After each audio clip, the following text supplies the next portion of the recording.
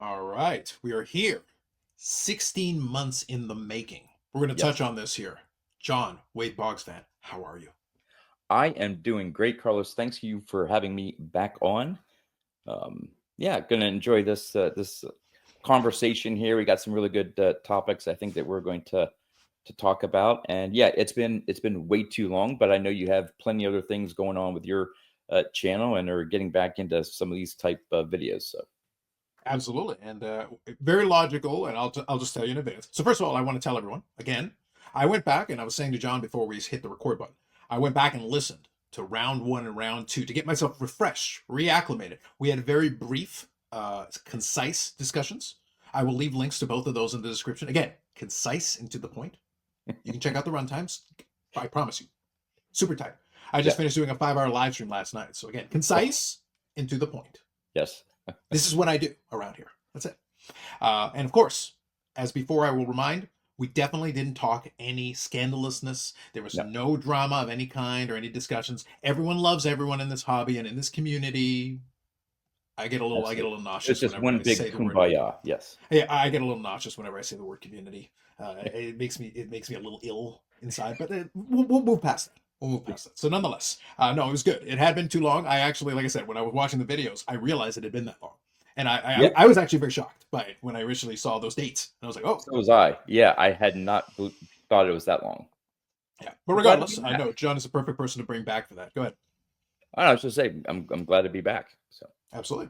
Yeah, my intention is to try to get back into doing a little bit of these. I did enjoy doing them. Last year, I took a little bit of a cruise control. I've talked about it on the live and some of the other videos I've done. I took a little bit of cruise control in the channel, although, like I mentioned to John, it's like, well, cruise control for me was 160 videos. So I took it easy. I took it easy. It was a little bit of an off year for me. This year, I'd like to bring some of this back. So my intention is to reach out. There is at least one other person who I've at least made some overtures. So it won't be a regular feature. I will do it based on timing and when I can, but I would love to revisit a conversation. Now, if I get the next one that I'm planning on, do you think this was a long gap? The last conversation I had with this gentleman on the channel was 5 years ago. ooh, wow.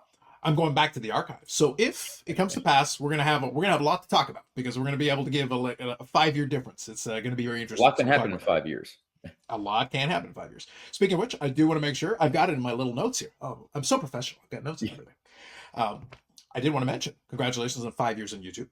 Thank you. Yeah, I Absolutely. can't So believe that it's was been that long. Just like how long it's been since we last chatted. So I've been on YouTube for 5 years. Like, the time does fly. yeah, The time does fly. It's hard to tell sometimes when the calendar rolls over, and especially if you're doing consistently here and there, it's like you lose track of it. And but regardless, it's a worthwhile milestone for sure. yeah. So let's do this. And other thing, I think since the last time we spoke, you did also. That wouldn't have been this year; it was last year. You did get in the YouTube Sports Card Hall of Fame, the most prestigious, of course. Like there is nothing that I respect more in this hobby than the YouTube Sports Card Hall of Fame. I I take did that vote for seriously. you again. Was disappointed to see that you didn't make it, but there's always next year, Carlos. I did talk some people out of it. It was funny, and I talked about it during my live and everything. Obviously, Dan Vintage Baseball was talking about that because I had literally talked about it. We even exchanged some emails and everything. I just explained the rationale for it. I did literally talk about it. But was the best part about the whole thing though was that then Eric has the audacity to make a very hilarious pitch to me that was so entertaining. I was like, oh well, now that would be funny. Yeah, So that was like, but you couldn't have thought of this beforehand. Like this was right. like this was like with like a week and a half to go. It's like, well now you tell me. I could have pitched it a completely different way. Like, nah, fine. So that's why you all got Hamlet. That's why you got Hamlet. Is because of that. I'm going to make Eric work for his summer. If he All wants to right. be Hall of Fame adjacent, what he wants is to ride my coattails. So if I Ah, get I to the Hall see. of Fame, he wants to Yeah, be Hall of Fame adjacent. That was the pitch, and I was like, well, actually, that'd be funny because then Eric would be insufferable. So I hope you realize if you do vote for this channel next year, and for some reason I get into the silly made up Hall of Fame that means nothing, yeah, it isn't going to be because I want to. It's going to be because I want Eric to be insufferable, and I want all of you to experience that for yourselves. That was the pitch that made me laugh, and yeah, I'm interested. yeah, So that's it. I'm warning you all in advance. I've done the long con before. I've done this, but now this was your warning. yeah. If you listen to this and it comes to pass, I warned you well in advance. So now you know. So regardless, congratulations. So a couple of things I wanted to chat with you. Originally, what got me down the path of thinking about bringing it back again to talk about. And we're going to talk about content. We're going to talk about a couple different things. But one of the things that specifically we're talking about, and I'm going to coin a new term. It's going to be very exciting. Here we go. Obviously, player collecting is one of the main things that we share in common. That's one of the pieces that we talked about in the past, in our concise conversations of the past. Mhm. One of the things, though, you did was you had a video at the end of last year. So in December, I think it was December 30th. I think I have got it on here. So it was right at the end of the year when the video dropped. And it was talking about kind of a frustration with where the Boggs collection was sitting, looking for these cards. I think you updated the checklist, and I think you said you had over almost 13,000 Boggs cards on the master Yeah. checklist. New stuff all the time, unlicensed, licensed, and the frustration of it, numbered cards. And so here's the term I'm going to coin here. This is what I call kind of late stage player collecting. And what that really means, just to define it for everybody, it just means that you've been collecting a player. And by the way, this could be team collecting as well, but for the player, it's a little bit more streamlined. It's a little bit more directed. Long enough that you've already built a substantial or mature collection, is what I'll call it, that already has expanded over the past passage of time, been doing it a while, have the contacts, have all this.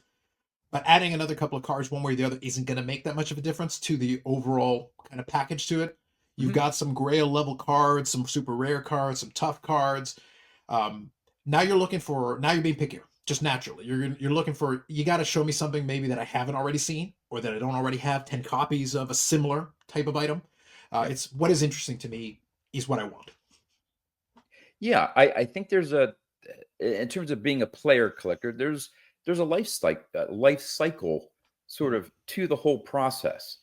And when you first start out being a player collector, depending on the player and how many available cards they have, you may have very few cards, and you're just in the accumulation stage, the mass accumulation. Then as you build your collection, one, it starts to become harder and harder to find the cards that you're missing. A lot of the cards, especially if you're starting off by saying, I'm just going after the base and maybe some unnumbered parallels, keep it, fairly inexpensive. Well, those cards are going to run out. Now you're running into more expensive and harder to find cards. And then when you get to some point, even having achieved, getting some of those really hard cards, maybe a couple one of ones or some low serial number cards, at some point, which is where I think I am, it becomes the law of diminishing returns. That, for me to spend 50 plus bucks or more on a auto card out of 10, I have so many, like what's there isn't the excitement or the enjoyment of adding that one more card to my collection. And so that's what prompted the video at the end of last year. I updated my checklist for 2024. I had been lazy and hadn't done it throughout the year. And I think I have the number here. I think I added over 1,100 cards from just 2024. One of the biggest years of Boggs cards, tracking all the way back. There was a couple of years that were over 1,000. But it had been a while. And for whatever reason, with the different card companies and parallels and all this stuff, I'm thinking, oh my God, 1,100. There's no way that I can even come close to picking up like half of them. Of that 1,100, not to pick on one company, but I'm going to pick on one company, Leaf. About 500 cards of those 1,100 were Leaf products, various Leaf products. And within those products, the Boggs cards are either crap ton of one of ones or serial number 10 or less. And they're multiplayer cards, so you're fighting collectors who also collect those other players. It's the card companies, I don't think on purpose, but just through the massive releases, have sort of pushed away the serious player collectors. And so I was like, man, am I going to, collect Boggs anymore? And yes, of course, I'm still going to collect Boggs. But now it's to the point where for the new stuff, low-hanging fruit, just stuff that I can pick up for a few bucks here and there, maybe a nice couple colored parallels and things, maybe a game used card. But anything really low serial numbered where I'm going to have to spend 50, 75, 100 bucks or more to pick up, I'm just not going to do it. I have other avenues that I can enjoy that money more. And also so that's the new stuff. The old stuff is to try to fill in gaps during his playing days. Mhm. But even there, I did a calculation, and there's about 200 from my checklist, not including one of ones from his playing days. Mhm. So I go, okay, that's not too bad. Well, I went through them, and some of them are like super tough or really expensive. So out of those, it's probably about like maybe 100, just under 100. That Mhm. ones I could probably find and won't have to break the bank. So I'll be concentrating on maybe finding some of them, and then, like I said, the new stuff just pick up some small little pieces, and that's how I'll carry on my Boggs collection. Um, but it's definitely not the mindset that I had 5, 10, 15 years ago. You Mhm. start early off with this player collection, and when I did so in the late 90s, there was a thought in the back of my head that maybe not I'd be able to pick up every single one because you started to get the introduction of one of ones and stuff. I'm like, okay, well, maybe I won't get all of them. And but as the years went on and on, it became more and more apparent that okay, I got to I got to pull back from that goal of getting every single Boggs card. Well, maybe I'll get 90% of the Boggs cards. Well, maybe it's 80%. Now it's 70%. Now, if I'm happy to pick up, out of the non one of ones, if I can maintain 60%, I Mhm. think that's like even a difficult job to do with all the new releases. Um, so I like your new phrase of that as from the end sort of the life cycle of a player collector. Yeah, it doesn't imply the end because Yeah. we're not talking about an end stage. We're talking about a late stage. Late stage can last a very long time or can last forever because Mhm. in reality, what it means, that's why I used the word mature previously, talking about like a player collection. It means that, and we were talking about it before I hit record. Basically, I'm saying that it's a stage where if you don't add anything, you can still go back and look through the collection and still enjoy because there's still a vast quantity of things to explore inside of the existing collection. You can open up some of the drawers behind you and find some stuff in there like, oh, this is pretty cool. I remember when I got this, or Yeah. there's enough there to be able to be like, oh no, there's a certain satisfaction. There's still plenty to enjoy from. So it isn't a loss of the passion for it. It's that maybe some of the budget and attention and energy can then get redirected to other things. And we'll touch on Yep. that. But that was the idea. That was the reason why Yep. I wanted to coin this term to kind of cover this section of the life cycle. Yep. Yep. Because I'm Um, a few cards away from 5,600 different. mhm. And again, when you get to that, I do I've been doing a weekly video on it, but I've been posting a Wade Boggs card of the day on like Twitter and Facebook. I think I calculated it's probably not 8 or 9 years now, a Mhm. different card of the day. And someone asked me like, how many more years do you have to do cards of the day before I sort of run out and would have to start over? And I think it was 5 or 6 more years. Yeah. Cards of the day. So, you know, so that's nice. I through the cards of the day, I'm like, oh yeah, I remember this. And as I'm doing that, I get to go through my collection and showcase it. And so, Yeah, well, that's the thing. It's just an opportunity to go through what you already have. That's kind of it allows that for that. yeah. So kind of what I wanted to show is kind of an example of that. A buddy of mine actually, who has access and runs a card shop. I did a pickup video a little the other day, and he was nice enough to send a package that included some cards. And some of the cards I already had, but some of the cards were new to me. And it's not always, the point is, it's not always expensive stuff. Sometimes it's just, no, it's nice stuff. So he included these ones here. All three of Mhm. these were ones that I didn't have. Two of them are brand new. One of them was actually playing days. The one in front here is actually Okay. playing days. It's a small insert, but I didn't already have it. So, but it's a playing days card, and I Yeah. didn't already have it. It's like that's awesome. Scratch it off the checklist. So that's cool. But then the other one that he included in there, this one's a tougher one, but this is from a brand new product. Talking about what I was talking about earlier. So this is from a product called Artifacts, and Ooh. what they did is they put a piece of a ticket in the card. Okay. So it's not that's not game. That's a ticket. Nice. Yeah, so what they did is they embedded a piece of the card, and this is meant to reflect 93-94, his first season in Dallas. And this is a little piece of a ticket show with against the Boston Bruins. This is numbered to 18. It's a nice looking card, well designed. They use the good technology in there. It's got a little bit of acetate going on. Mhm. It's got the ticket embedded in there. So here's the thing. I've never had a ticket card as part of that collection. So I was like, so this is new. This is a new little subcategory inside of it. So that novelty of simply having something that I didn't already have in the Mhm. collection It is a tougher card, so that's great. So, and this is a nice card. It has value. Number one, it's a wonderful gift. Very appreciative of that. Yeah. But number two, it's literally something that I've never had in the collection prior. That's awesome. That right there is a great thing, and it's very satisfying to, even at this stage, to still occasionally run into Yeah. something that I didn't already have something similar of previously. Yeah. Yeah. The one thing though that I get, and I can't blame, people know I collect Wade Boggs, and I'll either get a message from on Twitter or Facebook saying, hey, I just pulled this one of one. Are you interested in it? And my response is no. And so I think a lot of people think that because I'm a super collector, that if I come across a card, especially one of one or a low serial number card, that I'm going to spend whatever it takes to acquire that card. Mm-hmm. And so I'm finding myself saying, hey, yeah, that's a great looking card, or even if it's out of 10 or whatever, and they're saying, yeah, I'm willing, I'm asking $100 for it or something like that. And I'm like, thanks. It's a great looking card. I'm just not interested. And they said, well, do you have it? I said, no, I don't have it. Mm-hmm. But that doesn't necessarily mean that I'm willing to spend that amount of money to add it to my collection, because it's a cool on card autographed card at a 99, but I have 800 of them in, Mm-hmm.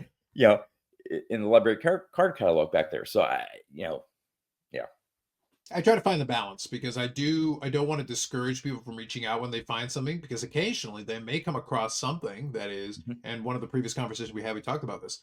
Some of the 90s stuff is sneaky tough. Some Oh, of them are very, so I don't want to discourage, because what if they yep, accidentally run into the one that is actually, that is something that not only is it tough, yep, but I don't have it, and it's yep, something that I've been looking for. And again, the same buddy who was one who one of the cards that I showed in our previous discussions was a card that was basically a proof, and it was like a little acetate see-through proof card yep, that literally to this day, even a couple of years after that, I still haven't seen another copy.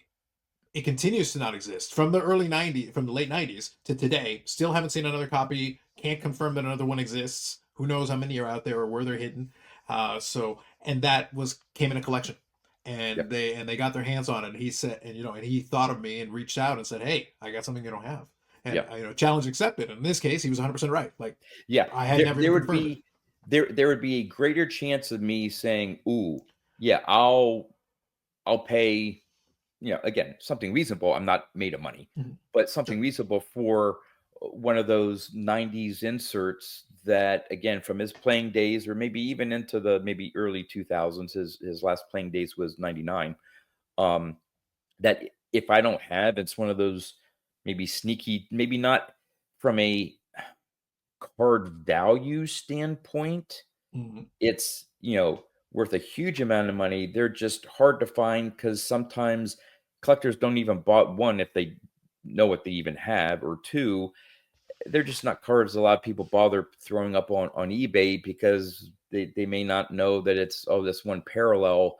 Um, and so you just don't see it out there for sale Mhm. that often. But I would be more inclined to pick one of those cards up if someone reaches out and offers it than something from a brand new product, let's just say.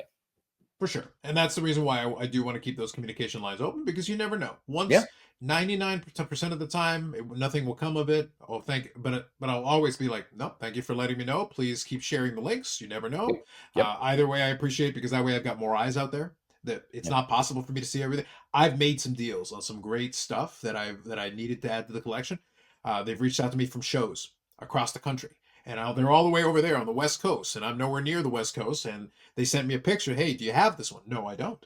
Let's come up with some kind of a deal, and they brokered the deal for me. And you never know. Like, you never know what's going to walk across the door, physical or digital. You never know what's out there until you Yeah, let and somebody and check what's shit. nice is if it's something I'm not interested in, I'll do a plug for the Boggs Trust.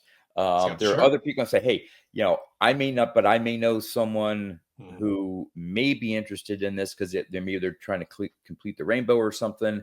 Hey, can I get your contact information? And I reach out to the Boggs Trust and say, hey, someone reached out to me about this card. If you have any interest, here's how you can get a hold of them or whatever. So I always, hey, I let the other Boggs Trust members have a go at it if someone reaches out to me and I'm not interested in it. So Yeah. Now, since you brought up the Boggs Trust, let me ask you a question. Let's get a little update on that. Are the other members still actively looking at the same time, or is it kind of a situation they're kind of, because I know you mentioned that there is at least one or two, a few members who have like even more like Yeah. expansive Boggs collection. So are they still kind of chasing after hoovering up everything they can find, like Yeah. still fully engaged? Yeah, well, what's interesting is that at least for the main 4 or 5 of us, there's Mhm. I guess officially maybe 13, 14 members of the Boggs Trust. A lot Mhm. of them don't necessarily show off their collections or have YouTube channels or post a lot on social media, but we know they collect and stuff. So not sure where their directions are going. But for the main 4 or 5 of us, we seem to have developed over time like little niches Mhm. within it. The Boggs father, my buddy Rich, who's the Boggs collector, he's more on memorabilia. He'll pick up some cards here and there if he Mhm. likes. He loves like the Allen Ginter minis, so he'll try to go for those runs when they come out with a new set with Boggs. But he's mainly memorabilia. Anything related to Wade Boggs, that's his thing. There's another one who's really into the one of ones Mhm. and grading. So he's on the PSA registry Okay. for Boggs and is shooting. I think he may have now reached number 1 status, but of course you have to maintain that. Another one likes more the some of the one of ones, the nameplates, or some of the unique one of ones. Mhm. Another one likes to go after some of the newer rainbows. They may Mhm. have 5, 6 different versions, especially if it's in a Yankees uniform. She's a Yankees fan, but Okay. enjoys collecting Wade Boggs. So again, we all have our nice little niches where it's rare that we're actually competing against something that we see on eBay. Okay. So Well, that's it's very, actually pretty good that you've got but different everyone's slots for. still continuing to build their collections. I like it. I like it. That makes a lot of sense. It's one of those things where everybody's on a different journey. I think one theme we touched on a couple of times the last couple of discussions we had is that different folks are on different journeys. And that'll actually segue here in a minute into a conversation I'm going to have with you. We're going to have a little fun. But bottom line, I definitely wanted to have the player collection topic since that was the video that kind of led me down the. Hey, it's been a while since I talked to John. I think it's time we were able to circle back around, and I was able to Yep. chat with you. We figured out a time, so now you all get to enjoy again our concise, tight discussion on this. Very important. We cover that. Yes. Yeah. Now you did. I did mention to you. Let's talk about one of my other favorite topics. Player collecting is one of my favorite topics, but one of my other favorite topics is the content. I am a big fan. So we've talked about this in a couple of angles, but one of the things that recently I think that you've done a little bit there is you've piggybacked off of midlife sports cards and a lot of different prompts. So there's the Q&A videos, and then there's the prompts questions, which is meant to elicit responses in the comment section. But one of the things you've done with it, which is to me is kind of a classic way of doing it, if somebody brings up something, and I think I've done it with you as well. I think you've had a video in the past where I'll do like a response video, Yeah. so to speak, where Yep. I'll take what you said, play off of it, and then riff and maybe expand on it, give my angle on it, and there you go. To me, that's a very again, mind you, I make hundreds of videos a year at this point. So for my mentality is if I actually hear something that maybe elicits an interesting thought, Hmm. I want to explore that thought further. So to me, Yep. doing it in video form is very logical because I can add more things. I can show pictures. I can add more things if I want to. Yep. But one of the things you've done is you've used it as a prompt to actually create videos responding to the questions. Yep. So I want to touch on that for a second, and then I want to focus on a very specific one recently. So what initially led you down the path of thinking about that? And then I want to talk about one specific one. Yeah. I started watching some of Greg's videos, and I Mhm. noticed a pattern that he had this Monday video where he would go over the responses from the previous Monday's question, and then he would ask a new question Mhm. for everyone at the end that usually tied in something similar to the theme of the previous video or several videos. And I forget which video it was that I watched, and I remember thinking, "Wow, I had a lot that I wanted to say about that particular question or topic." And I'm like, "Man," I said, I don't want to write a whole novel in the comments section, okay?" Mhm. And so I actually reached out to Greg and I said, "Hey, would you mind if I really like these Q&A videos that you're doing? I have a lot to say, maybe on some of these topics, and Mhm. would you mind if I do sort of like these response or follow-up videos rather than put it in the comments. And so I did reach out to him first before I started doing this. I didn't want to ruffle any feathers or anything like that of saying, oh, geez, he's always coming up with these response videos. And they weren't meant to be like point counterpoint, like, oh, well, I heard this topic and here's my response because I have different thoughts and views of what they were saying. It was just a response to the question he's asking everyone who watches his videos. And so that's been going on now for, I think, a couple months. And I think it's been really good content for me. I always link to Greg's video in the description of mine. So again, it's meant to be a community thing. I solicit my own responses, what people think of my response to Greg's question and stuff. So yeah, I think it's been a nice little fixture in my channel. Now, obviously, if Greg decides to move on from those weekly Q&A questions, then I have no need of doing any type of response videos. So no, for sure. But I think like what I said to you before we hit record was that in my opinion it's fair game, because I think if someone wants to make a video to give an opinion or thoughts and then elicit responses, to me the video response is a perfectly valid response. Like that's a response. And in turn that can lead to a broader discussion and bring another angle into it, another set of thoughts to it. I think all that is fair game. And good on you for asking him, because I think that's very polite and a very professional way of approaching it. But either way, like I think as long as it's in the spirit of a discussion, I think it's open-ended. I think that works. And again, I enjoy my response videos. I don't do too many of them because it's almost like similar to the player collecting thing where I talked about the late stage thing. I've covered enough topics on the channel at this point where I don't feel like retreading the same. If I've literally, sometimes I go back and I'm like, no, I literally made a video about this, like this exact thing. And then I'll go back and listen to the video and go, I have nothing new to add. Yeah. What Carlos from 2021 said, I agree with. I'll refer to myself in the third person, but I'm like, no, I agree with that guy. He's right on. He's bang on. And I'm still today, 2025, total agreement with his stance. So if my opinion hasn't changed, I don't see too much reason to update it. Maybe I'll direct people to it and be like, hey, here's my answer to it from back then. I stand by it. Once in a while, maybe they'll have an update, but usually not. It's most of the time the original thought was considered. And if it's considered, unless something crazy new has come up with that completely changes your thought process on it, it's rare that you have to do a 180 on something. But the thing that I thought was interesting, and one of the ones that you invoked, was based on a discussion he had. So I'll watch his videos sometimes. It's one of those things where the Q&A is like, I understand where people come with those. Sometimes, I do laugh, and this is kind of a separate topic, which maybe I can circle back around to. Sometimes the Q&As are like, but you guys have been collecting long enough. Is this really something that you are confused about at this stage? Like, that worries me. If that's true, then that actually kind of concerns me, because what have we been learning during this time? Because just by experience, you would know the answer to this question inherently on your own. But regardless, the one, though, that you touched on was the dichotomy between the vintage and the modern collector. I'm rubbing my hands together. This is where it gets fun for me now, because I straddle both sides of the fence, as do you. Boggs will consider modern because I think that's appropriate. Obviously he's got cards that delve into that era. I kind of span the gamut. I was more of a vintage collector in my teens and earlier on in my life. I still collect vintage now. We showed off some vintage. Again, for the sake of the Hall of Fame people, so they don't feel bad, go back to the other videos. I showed 50s baseball. Don't worry, I already did it. Actually, you know what? Here, hold on. I'll make sure. I think there's a criteria. Isn't there like a mandated? You have to show a vintage card or something. Here you go. Daryl Sittler rookie. It's really beat up. Enjoy. There you go. Done. You met my requirement. I've met my requirement. I've done it. All right, moving on. The point though is that there is and Scott did a video earlier today that I referenced to you. So feel free to check it out if Big Scott 35. You want to check that out. There is a gulf between the two, and I know you tried to do a little bit of a comparison with it, and I credit you for walking a tightrope. You went very carefully through it, but I'll give you credit for being bold to go for it. My thought process on it is this, and maybe this would be the way I would encapsulate it, and we could talk about it.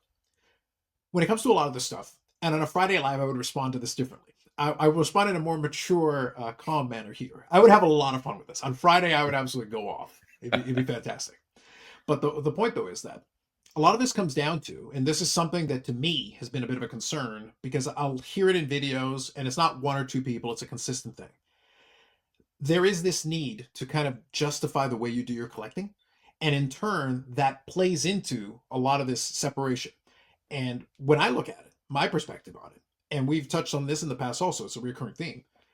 My thought process is, for lack of a nicer way of saying it, I don't care what you do. I may have some curiosity on certain elements of it, but it is literally your time. It is your investment of time. It is your investment of money, unless you are asking me for money to purchase your cards. Right. I don't have a vote. I don't have a say in if you want to buy, a life-size Wade Boggs cast in bronze and stick it in the middle of your room. I may have follow-up questions, John. Yes. But it's still your prerogative. Like, it is entirely you can Were do you that as you drunk at wish. the time? I'm just curious. Were you drunk when you bought it, or what was? I may have follow-up questions, but I'm not judging you. I may simply have questions and be like, how did you arrive at this decision? It's an interesting choice, but your prerogative. That's perfectly fine. But in the collecting, it's the same thing. You want to collect all vintage? Go for it. You want to collect all modern? Go for it. You want to collect half and half, 60-40, whatever. I don't care. Like, so I look at it and go, so yes, there is a separation, but I find it really comes down to, and you were talking about the extremes. I don't even think it's the extremes. I think even some of the people who consider themselves more moderate and kind of in between, still naturally, well, that's not the way I do it, so therefore it's wrong. And like, it still kind of plays into the way they phrase their stuff, because in the same vein, they almost feel like they have to excuse the way they collect. They'll be like, they'll give like a preamble to it. It's like, well, I know it's not, or it's not this, or it's not high condition, or it's not high dollar, or I know these are like common cards or whatever. It's like, you do you, man. Like, for me, it's go ahead. If that's what you want to do, go for it. And I'll give some examples. But hopefully you kind of understand my preamble here and kind of where I'm going with this. I think it is from an underlying unwillingness to just accept that it's not your money and that it's not really your choice. And you may have an opinion on it, but unless someone asked you, why are you giving it to me? Yeah. I think, and you had mentioned before we went live here, and maybe this was what Scott was getting into in his video. Correct me if I'm wrong, but sure. I think what I don't know about compounds it, but adds to it is there are groups, cliques within the hobby. There are, and it's based upon common interests. I think it's not it's not like, hey, I'm going to be in this group because I hate that other group. It's you just form groups within your passion within the hobby. There's a group of TTMers that that's what they enjoy out of the hobby, and it's natural for them to congregate together and form a little group where I'm not that interested in TTMing. I don't see anything wrong with it. That's just not what how I choose to collect. But I'm at the same time, I'm not going to be part of their group. And when you do get groups, again, human nature is you either, whether, like you said, trying to justify what you do, justifying being in this group, and well, we're this because we don't believe in that or something. And again, I don't think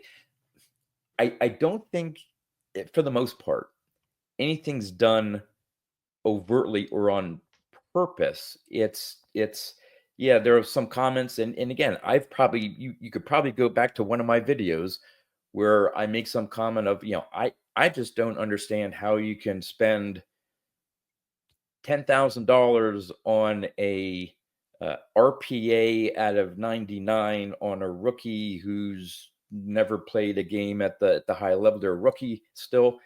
Sure. And for that $10,000, I look what I could buy. Okay.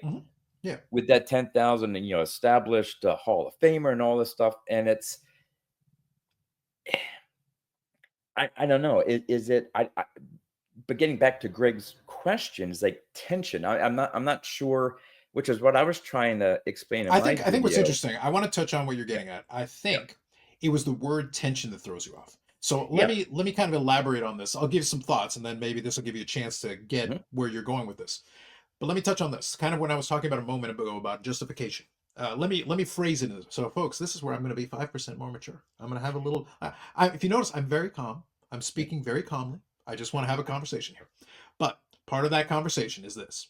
And this is where I kind of look at it a little side eye. I roll my eyes because Lord knows this quote unquote community makes me roll my eyes like on a regular basis, almost daily, basically daily. But one of the things that makes me roll my eyes, and again, to your point, it's not even intentional. It's not malicious. I don't think it's malicious, but they do it by default. It's the verbiage they use and the way things are phrased. You just touched on it. I don't understand why. And what's funny is if we were face to face in person and I had this beer right in front of you and we're sitting here having a beer and hanging out, my first thought would be like, is it yours to understand? That would be my question to you. Like, it's you're saying you don't understand. I don't disagree with it. And I don't even have an issue with it. But my follow-up would be like, but do you need to understand? Right. What stake do you have in, again, I go back to what I said a second ago. Unless you're the one fronting the cash, then whether it's a good use of funds or a poor use of funds, that has no bearing on you.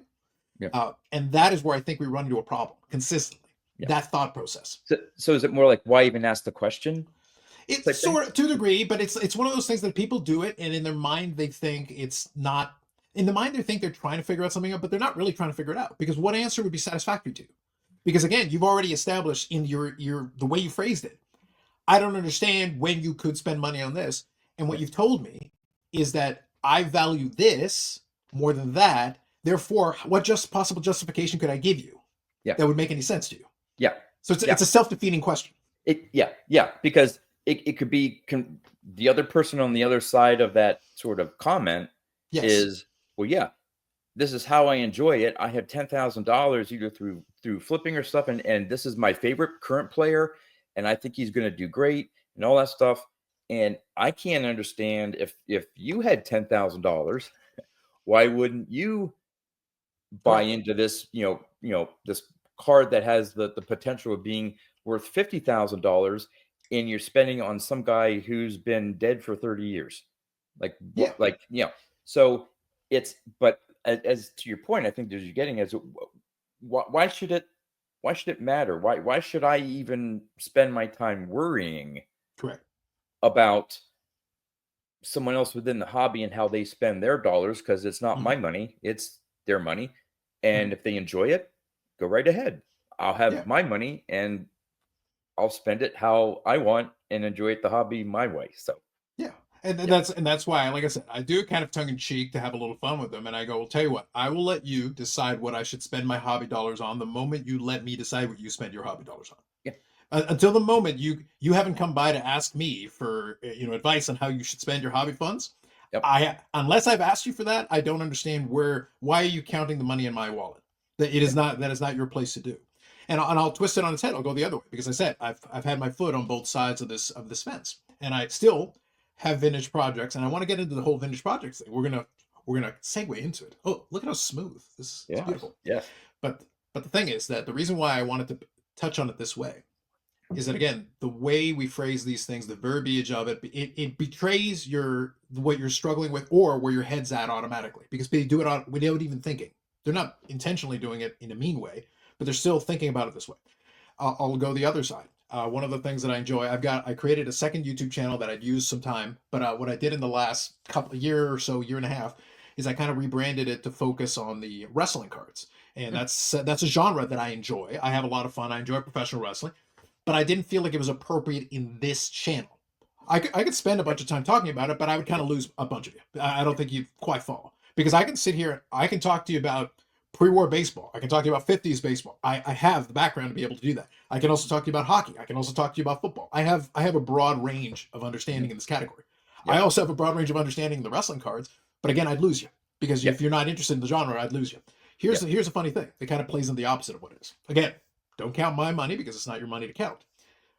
One of the categories that I've had, I'm a player collector at heart. So for wrestling, I collect a character, and I've got a few that I collect over there. And in terms of cost, there are some of the tougher cards. I have spent upwards of $2,000-$3,000 on some of the toughest cards that this character has. So what's the first thing you'd think of? And I'll leave that to you to think about. But my response to you, without even getting to the question, is this: think about this. I, who do collect vintage, who do collect modern, who have all these things, that's an entertainment product. And I'm telling you right now, those cards that I purchase will, I'm not telling you if, I'm saying will decline in value over the next couple of years. It is literally throwing money into an incinerator. And for the money that I spent on those cards, I could have bought a 53 tops Jackie Robinson, a Satchel Paige, a Willie Mays, probably got another Mantle, like Yep. Yep. between all the ones that I bought. And you know what? Knowing this, John, I still did it. Yeah. You know why? Because I felt like it. Yep. Yep. And again, you don't get a vote. Yeah. See, yeah. What as you're talking about what you were spending there on the wrestling cards, Yeah. something just popped in my head. This hobby in some cases is unique. I mean, you could point to maybe other examples, stamps, coins, things like that. Sure. But that the hobby, that the money you spend, there's something tangible to it that may or may not have value in the future. And some people's decisions in what to spend that money on is, what is that item going to be worth in the future? Some That's cases factored you in. don't care. Like I know what I've put into my Boggs collection. If I had to sell everything, I'm not going to get all my money back. Will I get half of it? Maybe if I sell it over time and all that stuff. Sure. But you have some people who are really into whiskeys and go out and spend $200, $300, $400 sometimes on some of these aged whiskeys and stuff, and they really enjoy it. But at the end of the day, the bottle's gone. At some point, obviously, what do you have to show for it? Nothing. So you spent the money and there's absolutely zero to show for it. Do they still enjoy that hobby? Absolutely. Yeah. So I think a lot of us get caught in a trap of, hey, this is a hobby we enjoy. We're spending money on something, and from that we do get something tangible. And at the same time, we a lot of us don't want to think that this tangible thing in our hand is now suddenly worth absolutely nothing. Yeah. But for some of us, it doesn't matter. Yeah. And that's why I said the reason I gave that example is because I needed to convey that in the same way that I talked about late stage player collecting, I'm not a new hobbyist. I'm not new to this. I've been around the block a couple of times. So I have the ability to make a choice. So basically, I have the ability to break the rules because I understand the rules. And if you understand the rules thoroughly and completely, you have the latitude to bend or break them at your leisure. That's why I say, like, one of my favorite things, and that's why I treat a lot of my collecting, this is me, I treat a lot of my collecting like projects. I think of it as project-based. The Medano collection is one project that is an ongoing thing that I've been doing for 30 years. This is now year 30 of me working on that. Wow. So it's an ongoing thing that I've been doing forever, but it's one of my projects. I am working on a 53 Bowman color set. I have some more cards that will be coming in the next week or two from a dealer that I do a lot of business with. He'll send me some more cards. That'll put me under 50 to go. I have the majority of the set, and when the set is complete, I will do a video. I'll go through the cards. It'll be fun. But I've already got the Mantle. I've got the key cards. I've got Musial. What's left now is basically sliding downward. Like, I've got a lot of semi-stars and commons are left. Good. So it's going to kind of be an acceleration to the fit. I expect to finish this year. And I'll do a video going over it. It'll be fun. And I've even paid attention to some of the cards to try to get nicer looking ones for the condition, for the gray. Oh, the infamous eye appeal. Oh, I've done all that. And yet I'll still spend $700 on a wrestling card because I feel like it of a character who most people don't care about, whose price will decline. And I'll do you one better. One of my little side collections that I enjoy thoroughly is I'll buy a lot of rookie year cards of Josh Rosen. Oh, okay. Josh Rosen sucks. He's literally not in the league. He's gone. He's Todd Van Poppel. He's gone. Like gone already. This is not even worth the cardboard it's printed on. And yet I didn't spend a ton on this. The point is, for the money I spent on this, I probably could have bought 4 or 5 of those 53 Bowman colors and be closer to finishing. John, why did I do that? Because I'm an idiot. Also, I feel like it. Yeah. You can't stop me. None of you get veto power. I get to do it if I feel like it. I'd rather buy this because it makes me laugh. Yeah. And that's my point. That's actually my overarching point. My point is, I have made a conscious decision with my eyes wide open, knowing full well what my budget is, what I'm allowed to do. I'm allowed to break the rules any way I want. I don't have to buy vintage ever again if I don't feel like it. And I'm not ignorant of vintage. I know the history of baseball. I'm saying the words like this so to try to get the point across to some people. I know all that. I don't care. But you could have bought a baby. I don't care. Yeah. I could have, and I didn't. I'd rather buy Josh Rosen. Yeah. So, but that's my choice. I could have just as easily gone the other way. I don't need to justify it. And I'm not saying you, but I'm saying the general you. I don't need to justify it to you. And again, I say this with much respect, much love. I don't need your approval, and Mm-hmm. I don't need your permission.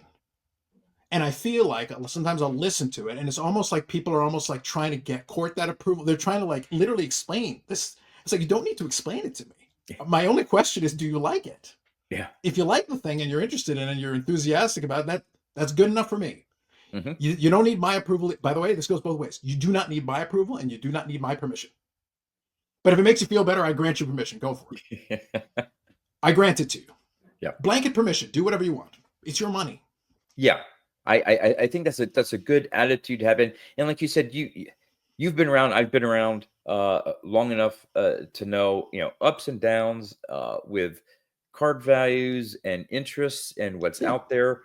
And yeah, if I wanted to go off some deep end from Boggs and vintage and just, hey, you know what? I just suddenly developed this interest in these types of cards or sport or non-sport or whatever. And people may say, John, what are you doing? Like what happened to Boggs? What happened to vintage? You had all these vintage projects. Oh yeah, I'm still working on a little something here, but now I'm really getting into this. I have the ability to do that and not have to worry about what anyone else thinks, because it's what I enjoy. I know there are some I think they're primarily, vintage, especially pre-war, that'll go and have nothing to do with sports, but be presidents or flowers. Some of the old T206s have nothing to do with sports whatsoever, but because they like the size of the card, the age of the card, the how they were printed, all that stuff, and they say, hey, you know what? Beyond baseball players, I want to go after the flags of the states and flowers and other topics. Or And pirates. yeah, yeah. I think that's great. I mean, but who am I to say what are you spending your money on that for? That seems pretty stupid. But that's from my vantage point of what I enjoy collecting. And again, it's not to put anyone down, but I think a lot of us say, well, this is what I enjoy. So a lot of people must want to enjoy that too. And what are you doing not enjoying what I'm enjoying? Yeah. But it's not my business. Yep. And that's the reason why I've taken that approach specifically. So that's why I say I want to speak to the royal you, the collective you. And it isn't even meant out of meanness and spite. Like I said to John, if I want to be mean and spiteful, I can. And you'll know. You'll know. If it's directed at you, you'll know. But I'm speaking to the general. The point that I'm trying to get at is I give you permission, I give you absolution to pursue your collecting passions wherever they may take you. My only point, my only suggestion, if you will, if for what that's worth, take it for what it's worth, is that you'll be better served to be able to make those decisions and be able to break those rules if you have explored the space enough that you at least have exposure to all these different categories. You've at least tried it. Taste them a little. Do a taste test. If you've done that and now I understand it well enough, okay, I don't like this. Or, oh, you know what, I do like this. There you go. Now you have the refined palate, if I can use that phrasing, to be able to say, yes, now I understand where I'm at. I understand where my situation is, and I get it. And because now I get that, now I can bend the rules. I can break the rules. I can buy the Babe Ruth, or I can buy Josh Rosen, damn it. And obviously the correct choice is Josh Rosen. Like, I'm just making that clear. What has Ruth done for me recently? That's all I'm saying. Exactly. Like, not much. But again, that's the thing. It's like they'll try to link it to, I understand. And some of you mean well. I know you mean well. Stop it. Just stop. If someone is asking for your advice and you would like to provide it, please, then by all means. But the unsolicited advice needs to stop. It's like there's too much of it. I literally tune into a video and I'll listen to a bunch of unsolicited. I'm like, no, come on, guys. Maybe they will enjoy it. Maybe they will. And maybe that is the right move. Maybe they should be buying vintage and everything. Cool. If that's the case. But some people won't wind up there. Some people have been collecting vintage a long time and are not interested in that. Yep. They know what that set is. They know what that category is. And maybe they're interested in some of it. I'm a project guy. Some, yes, not all. Yeah. Not to really explode this topic, but the same thing goes for grading and not grading. And if you do grade, what grading company? I mean, there are, talk about unsolicited opinions out there. Why would anyone want to grade with this company? Why would you not want to grade with this company? You're full for grading, or what did this, and that unsolicited advice. Mhm, I choose to grade what or buy to choose to buy graded cards for the cards that I choose. mhm. I choose to prefer one grading company over the other, and I have my reasons and preferences. Sure. I don't put down those who do not grade cards. I do not say everyone needs to start grading cards, and I don't say everyone you need to go. I feel you should go with this grading card company over another. But you bring up, forget about vintage and modern. You bring up in certain discussions PSA versus SGC, and just sit back and watch, and it's just like there's some strong opinions on both sides, and I'm like, I'm going to do what I want to do because that's how I want my collection to be. I see benefits on both sides of PSA, SGC. I see benefits of not grading. You do what you want to do. Like if you want to have a Frankenstein, if you just have some PSA, SGC, some Beckett in your collection, you enjoy that. Go right ahead. Who am I to Mhm. say that you're not collecting the right way or using the the correct grading company? So eh, beyond that vintage modern, grading is probably even maybe worse. In the hobby circles, it is a third rail topic. It is, Yes. you can get a response. You can elicit feelings. You'll elicit many feelings in Yes. people if you invoke the third party grading. Yep. So I think that's fair. So let me segue into that. So bottom line, if I was going to put a button on this, and we can always revisit this conversation, I'm happy to do it because again, Mhm. I feel like hopefully my point came across. That's why I said I've taken a very calm approach to the way I'm speaking about it. I could be a lot more outlandish and have a lot more fun with this. And on a Friday, I might. But for now, for the sake of this conversation, I'm taking a very measured approach. And my measured approach is this: you need to allow people to figure these things out and make sense of it for themselves. And once they're educated enough, if you want to present a case or want to present some facts, not just your feelings, if you want to present some facts that they can consider, by all means, because then you're aiding in their you're accelerating their education. Mhm. But Mhm. that's why I went back to what I said earlier, and I used the phrasing specifically. I said, because I have been collecting for me for 35 uninterrupted years, which is the anomaly. It's not the rule, it's an anomaly. Because I've lived through all these eras and experienced all these eras, I have enough to be able to say, today I'm going to break this rule. But I know what I'm doing and I know why I'm doing it. Mhm. And I'm very confident in my decision because I understand the pros and cons and the factors and weighing it in, and I can do that. But if somebody's new and they need a little bit of guidance and they're asking for help, provide help. Mhm. Provide a little understanding. Yeah. But you got to try your best not to color it in your own personal feelings. Right. You want to find out what, like, oh, I don't know what to collect. Help Mhm. me decide what to collect. I'm like, well, this is what I collect, and maybe this is how I enjoy collecting. But what are you interested? Do you watch a lot of current sports games? Do you really like following certain current players? Do you like the history of the game? Oh, I'm Mhm. really into the history of the game. Well, maybe you want to dabble a little bit into the vintage, but you're also a big um, LA Lakers fan.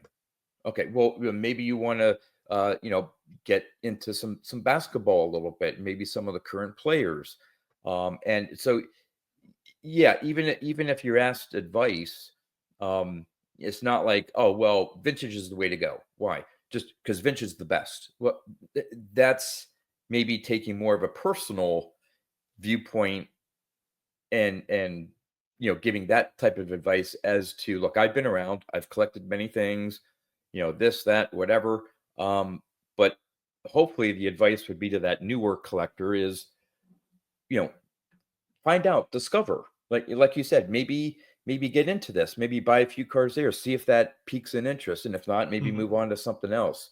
Where does your interest lie in the sport? And again, it could be, I'm a big football and basketball fan. Okay, well, let's concentrate on those sports and Mhm. and things like that. So, I agree. I agree completely. But that's basically that's hopefully that's the takeaway. That's basically where I wanted to get with that. Like I said, my unsolicited advice to you is chill on the unsolicited advice. Relax. It's okay. If somebody makes a mistake, they'll learn from it. Hmm. Mistakes are a great way to learn. Now, maybe if you're somebody out there who's trying to figure it out, my suggestion is make the mistakes low stakes. Maybe start small. Too many people Hmm. jump into the deep end too early. Like, why don't just start small, build up, and if you're buying $5 and $10 cards and you find out you don't like it, you didn't lose much. So start small, because then you'll find out maybe you did like the thing. Hmm. Originally, when I started collecting those Medano cards, I wasn't buying $1,000 Medano cards. There weren't any basically at that time. But even then, I was buying stuff from the dollar bin. That was initially, because at the beginning you need everything. So Yeah, right. I don't need to run to the most expensive cards in the entire thing. Like, first start from somewhere, build from the ground up. That's the foundation, and then you build off of it layers. At this point, I'm very comfortable knowing what I like, what I don't like, because I've had that. I've had those miles now. I've done enough laps around, so I can Yep. see what I need to do. Yep. Let me touch on this. So what I'm going to do is I'll set up the question. I'll still be able to hear you. I'll come back in a second, but I'm going to set up the question because I got a question for you, kind of Okay. playing off of this as well. One of the things, and I was poking fun at it during the YouTube Hall of Fame thing, and my predictions were mostly correct. I want to just make that clear. But one of the directions that it's taken, because I want to get your take on this now, because we didn't get a chance to talk about this last time, because the cycling didn't work that time around. However, I want to touch on this. And of course, as a Hall of Famer, I value your opinion on this matter, you know, as exalted as you are. But my thought on this is that now, my observation, and you're a data guy, so I'll throw this at you. My observation now is that we've got two things, and I want to touch on both. One is that we have a very strong vintage card block of both viewers and channels that for the most part have really built up the last couple of years. This year was probably the most pronounced, because you literally, in this case, you had a voting block. The way I described it, it was literally, these are channels that focus predominantly on vintage, that watch channels that are predominantly on vintage, that participate in lives predominantly on vintage, and you're seeing the same names in the chat, in the comments section, all that over and over again. So it's, you see the block move. Hmm. It shifts around from place to place to place. Well, then when it came time to vote for something like this, a lot of the channels were skewed vintage, either completely or fairly heavily. Hmm. But I understood why, and it was very easy to call. It wasn't a difficult thing. Yep. But the system also kind of favors channels that just hit the ballot, so to speak, Yep. because those Yep. ones get to ride the momentum of just getting there right at the same time that that voter block suddenly became available. And so all of a sudden you got all these new Yep. voters who are Hmm. already predisposed. So Greg is a good example of this. And I'll just use him as an example. This is a channel that has in relatively short time built up a massive following. He's got a fair number of subscribers, strong views.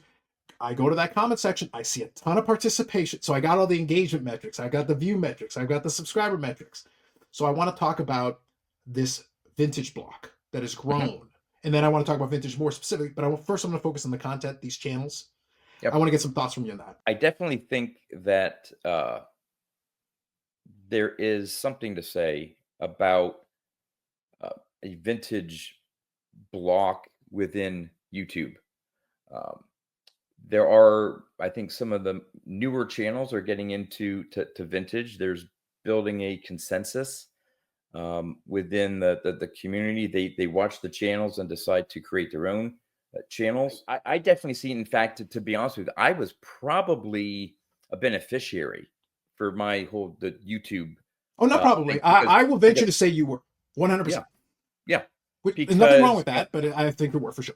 and again, I fully admit that that's probably why I got elected my first year of Mhm. eligibility. I started during COVID. That's where a lot of the channels started. It was like, COVID or a year or two after COVID. But I agree that the channels that have come onto YouTube over the last 4 5 years, I think were ones where I know for me, I started watching before I started my channel. I started watching vintage related videos and channels, and then when I first started my channel though, it was heavily Wade Boggs, and I decided that hey, I want to get into vintage, and then slowly my videos started moving from Wade Boggs centric to vintage, and now it's probably 90-10 vintage content. And yeah, it does sort of feed off each other. You get vintage channel watching other vintage channels Mhm. and then they create the content, and it's the vintage niche on YouTube is very prevalent. It is. And I don't think I do think the goal is to nominate channels that you enjoy watching and you want to promote, to maybe have other people that may not be familiar with those channels, and I get that concept. Mhm. But when you're when the majority of people voting are caught in that vintage loop, Mhm. you're going to get not many outsiders. Now, there were some votes I do know for like Card Collector 2 and some of the other ones that maybe their content is more related to modern cards and dealing and things like that. But I think they were fairly low Yeah, it down was on very, the very, list. very low on that scale. I would, And so just for contrast, just playing into what yeah, you're saying real quick. So for contrast, I consider this channel to be a little bit more broad based, which is beneficial and hurtful. It does both because mhm, it's not directly focused. So yeah, even on the Friday lives, Eric is very vintage heavy. He's into that. He's also very anti-grading. So ironically, Eric, by his physical presence, yeah, kind of plays the proxy of that category mhm, when we're doing the discussions because he's already kind of situated that way. Bobby basically doesn't collect cards at this point. But okay, he's very vintage heavy as well. He's literally written books on it. He's more into like unopened boxes or open boxes, display boxes, display materials, mhm, wax packs, and so he's into the memorabilia kind of side of things. That's really his specialty. yeah, So ironically, I'm here as someone who can kind of play the gamut. I've got the vintage understanding to be able to discuss I can talk to you about T206s, T205s, T207s, and talk about nuances and E96s, E95s. I can do that with you. I don't mhm, do it very often because yeah, honestly, it's not what I need to be discussing most of the time. But I can go there if we need to. But I can also talk about 2025 Top Series 1. So yeah, I can run that gamut. So I kind of play that role in between. But the point is by having that angle and that mentality and also kind of that understanding, it allows us to have a broader understanding. But it also means we never hit on one niche specifically.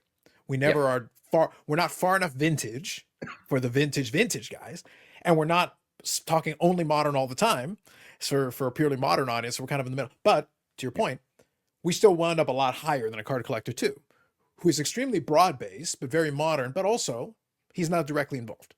He's not commenting. He's not inviting yes, you onto the channel. I know, shocking as it is, as a Hall of yeah, Famer, you'd think he'd show the respect, but I guess not. yeah. But yes, and I think what hurts for all these other channels that I may not watch a lot of their content, but obviously they have a lot of subscribers, a lot of Mhm. followers. They think they make great content. Um, and I think I don't want to say it's a lot to ask, but it's hard, I think, for um, content creators in this sort of vintage universe to uh, vote for a lot of channels outside, because we're just inclined to vote for channels that we enjoy watching. And again, it Mhm. keeps it within that block. Okay. Yeah.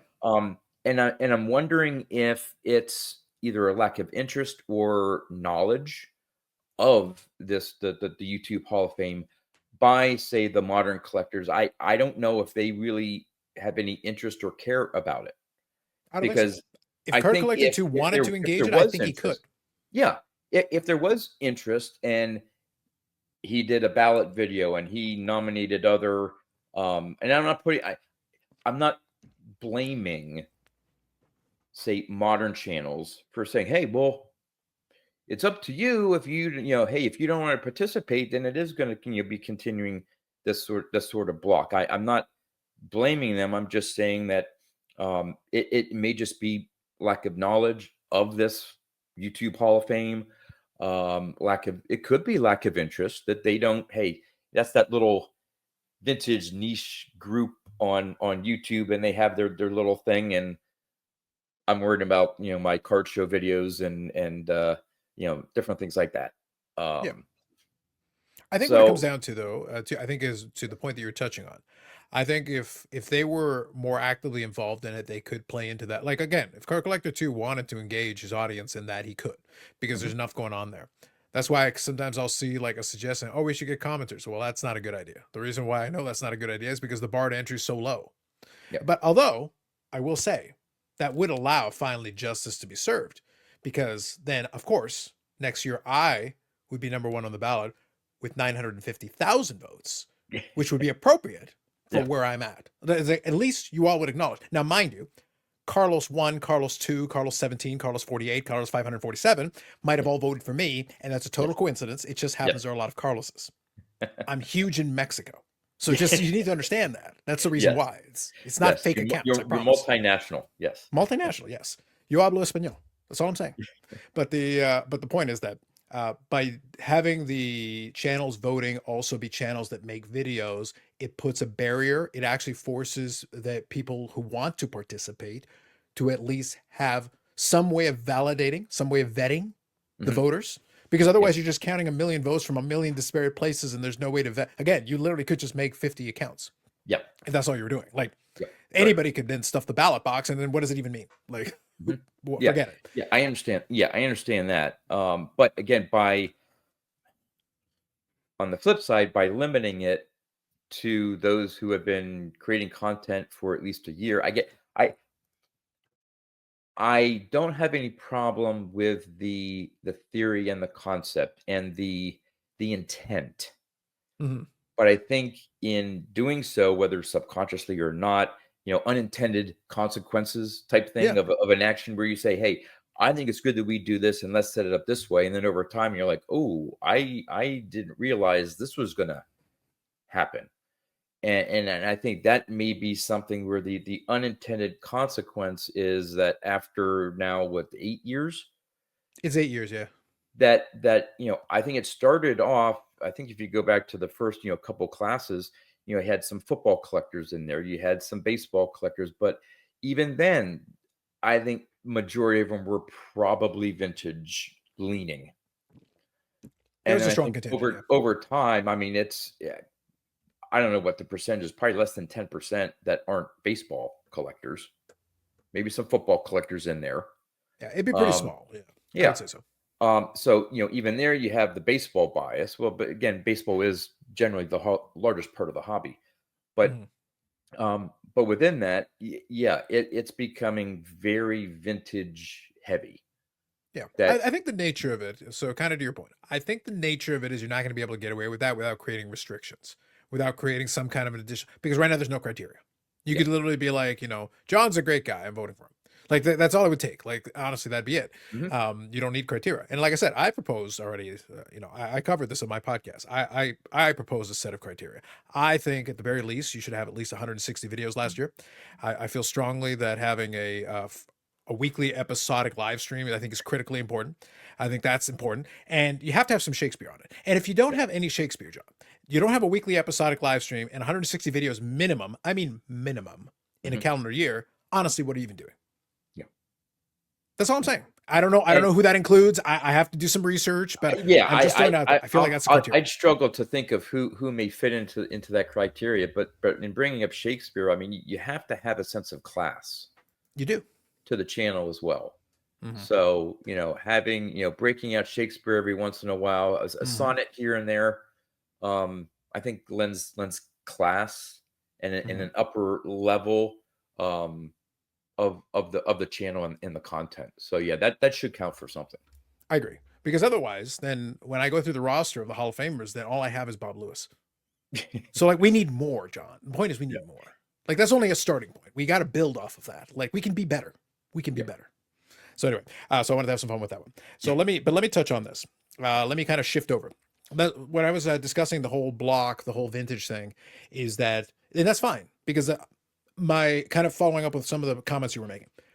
I think it makes sense for people to gravitate towards channels that are covering the topics they're interested in. And one of the points that I also made, which again kind of plays into the first year thing as well, And by the way, I could, if you really wanted to, I could probably predict for you what the next year or two is going to look like as far as the most likely high end of that ballot, without sight unseen, without any additional information. We could make a strong, educated guess, and with reasonable probability, be probably very close to the top Yeah. 10 guessing, because all you got to do is follow the criteria and the patterns. But the thing is that I don't blame people for watching channels that gravitate towards what they're interested in. I try to have as broad a scope of channels. I don't see everything, but I try Yeah. to have a broad Yeah. scope of channels because I'm interested in seeing what's going on. I want to get different perspectives. I'm interested in that. But at the same time, if you're a vintage collector and you're interested in that, well, of course you're going to gravitate towards the channel, just naturally, of course. You're also going to get more of your watch time. You're also going to then engage more in the videos. So I'll use Greg again as an example. His channel grew very quickly because once he established that, he did his Midlife Nation. Although I want a moratorium on nations. I'm done. I'm done with nations. Yeah. Unless, you know what, John, I'm going to coin it. I want the BIC continent. I want a whole continent. I don't want a mere nation. There I you want go. a continent. I'm stepping it up. Again, I'm stepping it up. Innovating in the space. Continent. Yeah. But anyway, the point is that having the weekly Q&As, that naturally builds engagement. And then the engagement builds on engagement. And it also gives you the content, which in turn then sprinkles off into Wade Boggs fan content. Like it's the content loop. Like we're all here for it. Yeah. This is how we get. And then I see your video and then I invite you on here. And now we have a video talking about you making a video about a video. Yeah, and someone's going to make a video about this video about us talking about another video. It's magical. Wow. Yes. Praise the content gods. Yeah. Always. But it works. Like it's an ecosystem. It works. The point though is that I don't blame the audience then for gravitating towards stuff that covers their sensibilities and interesting things they're interested in. One other thing though that I think is interesting that plays into this whole first year thing, and I was saying that to Eric on a podcast episode the other day, was that automatically though, by being newer channels, it also means you're able to bring fresh eyes on it. You're able to visit topics that you have not spoken on. One of the things I was saying to you, I forget if it was after we hit record, but I'm saying 1,000+ videos in, it's tough for me occasionally to be like, oh, I'd love to talk about this. And I'm like, wait, I already made a video about that. Or I made 2 videos on it. And I'm very confident with what I said before. And I've already done that. So do I make the video again? Or do I basically replay the previous video? If nothing has changed, if nothing materially has changed between my stance or opinion on that from the video I made 3 or 4 years ago, do I make the video again? Do I replay the video or do I direct people to the previous? It makes me less inclined then to make another video about it when I've already treaded that ground. I could see you making reference and providing a link to that previous video or the comments that you made.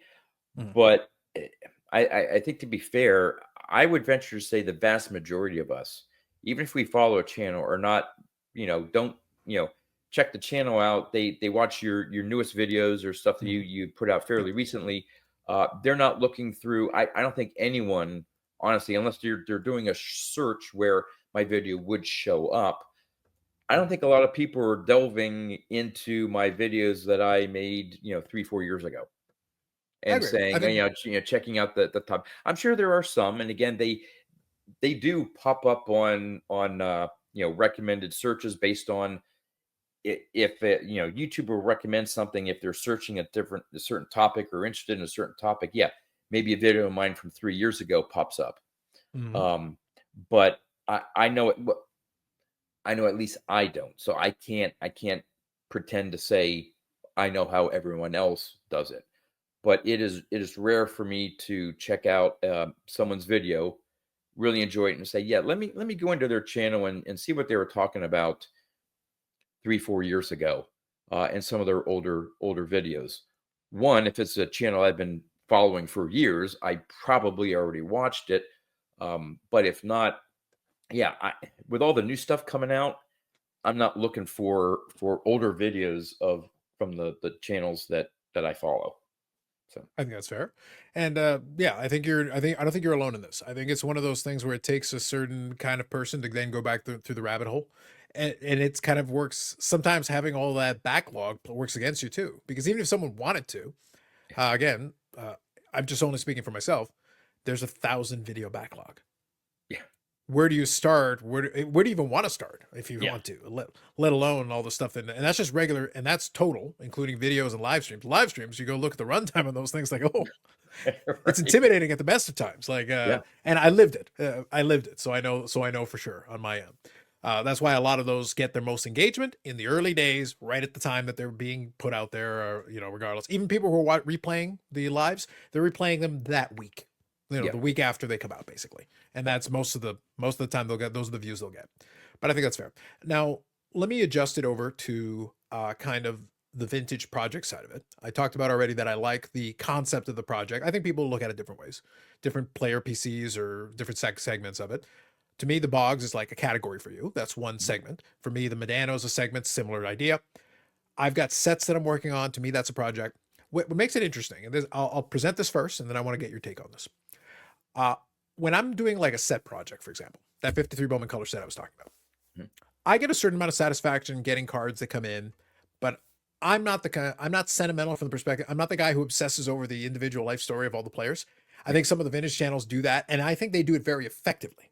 Mhm. Because I think if you really lean into it, you can give the item additional life beyond being a car, scratching it off the checklist and putting it. For me, it's more of a scratch off the checklist. I'm interested in the totality. I want to get the Yeah. whole picture.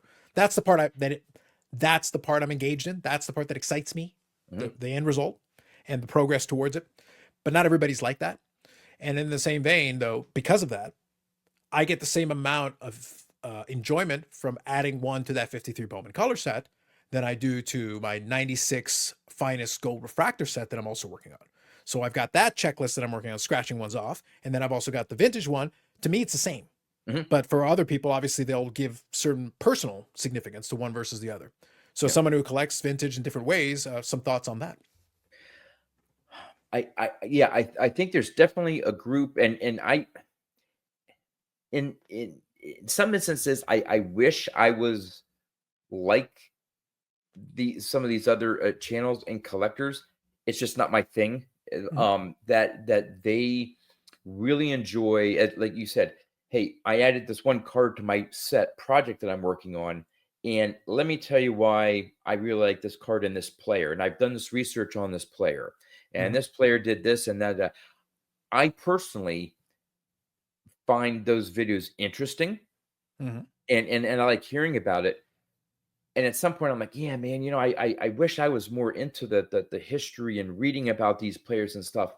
And then as soon as I get done with that initial thought, I'm like, yeah, but that's not me. I'm not a Mhm. big reader. While I'm interested in it, I'm more of a sort of a focus, like you said. I got a card, check mark, on to next. It's not that I don't care about the person or the history of the game or this or whatever. Um, I don't have the time or the focus to be able to read all these books about the history of the game and do all this research and do videos. I love watching them, and I understand there's a lot of effort that these people put into those videos. Mhm. And but it's not me. That's not where my mind is within the hobby and collecting. I'm more project goal oriented. That's how I get my enjoyment. I just completed the Mhm. 78 top set, and I Yep. was Congratulations, by methodical. the way. Thank you. I was methodical in the cards that I was picking up, and while I enjoyed the cards, it wasn't because, oh yeah, I remember this player from this, and I remember seeing or my dad talking about him, and this is why this card's so special. I don't have those stories. One, my dad really wasn't into sports, so it Mhm. wasn't like, oh, I remember growing up, my dad was talking about how Willie Mays was the greatest player, and this, and then that's got no stories from my dad.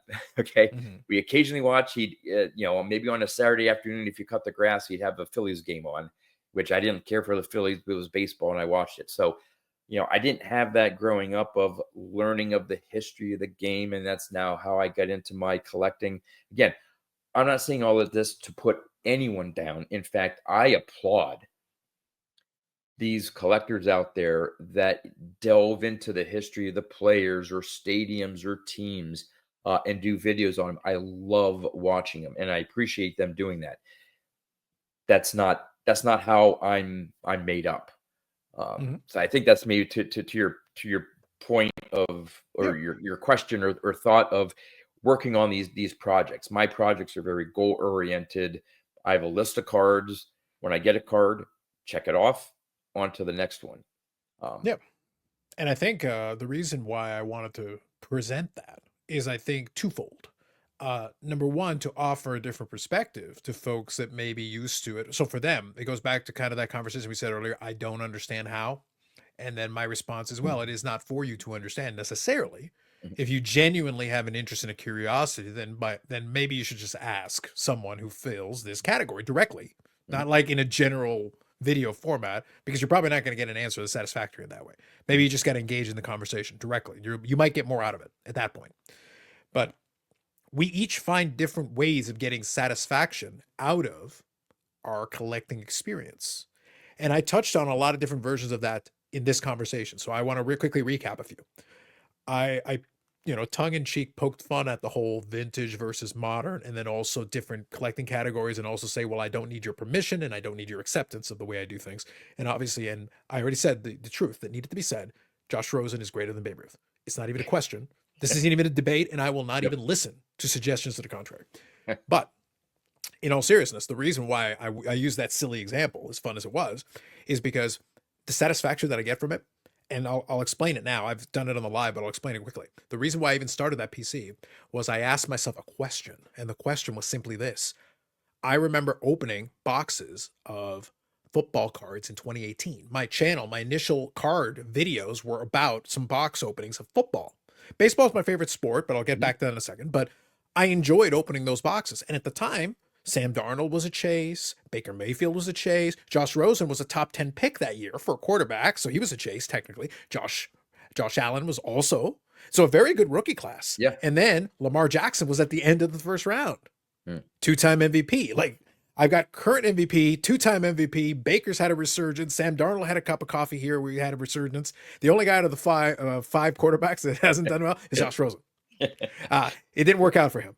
But the point is, the reason why I gravitated towards that as kind of a little project is I asked myself the question. And the question was, I remember opening these boxes. I remember who the chases were, and I remember how they fluctuated between different players as each player had a run, a cup of coffee, and had a chance there. The point was, I said to myself, and this is some years after it had become clear he was a bust. I said, I wonder how many cards from his rookie year I could get my hands on for pennies on pennies of a dollar, that at one point, if it was like a current quarterback that had the full hype cycle, would be like a car or a house. Right. And that was the premise of the challenge that I posed to myself. So this is the way I do my collecting. I came up with this concept and I said, that would actually be kind of funny. So I started picking up a card here, a card there, and I got one of that card that I showed you was a 1 of 1. Oh, that is a rookie 1 of 1. Wow. And I've got a bunch. I only collect rookie year, Josh Rosen, nothing else. Okay. Only rookie year, which in 2018 would have been a pretty penny, that card. Yep. At that time. And then think about current hype cycle quarterback, and I tell you, rookie year 1 of 1. Massive, huge. Yep. I paid like $40 for that.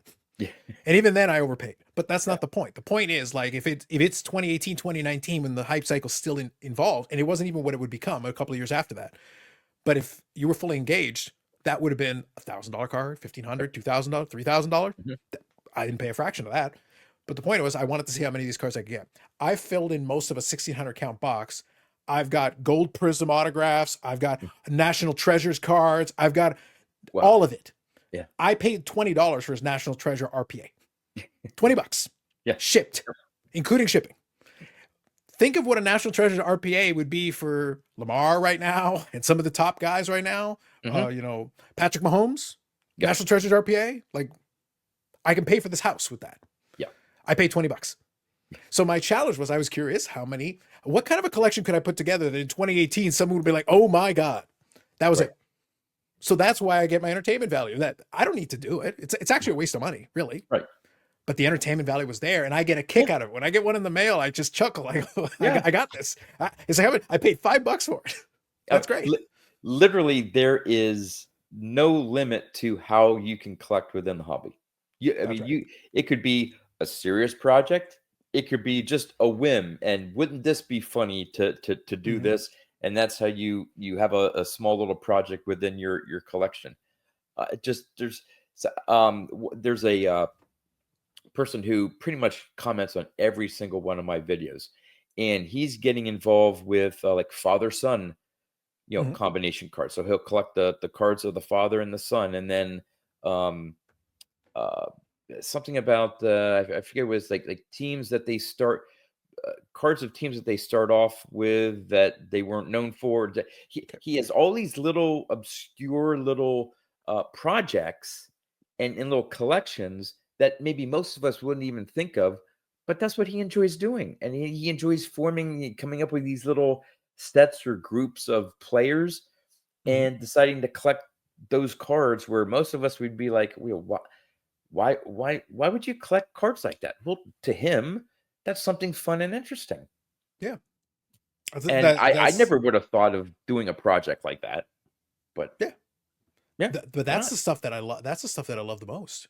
It's the Yeah, stuff where it's like I lead with it's utterly ridiculous. I lead with it is a complete waste of money. Even at $1, there's no point. Like who cares? It's not going to go anywhere. It doesn't matter yeah, unless he gets bonked on the head, makes some kind of a career resurgence. Like listen, I'm just saying, if he does, yeah. I will literally buy a mega yacht and I Well, will name it Josh Rosen.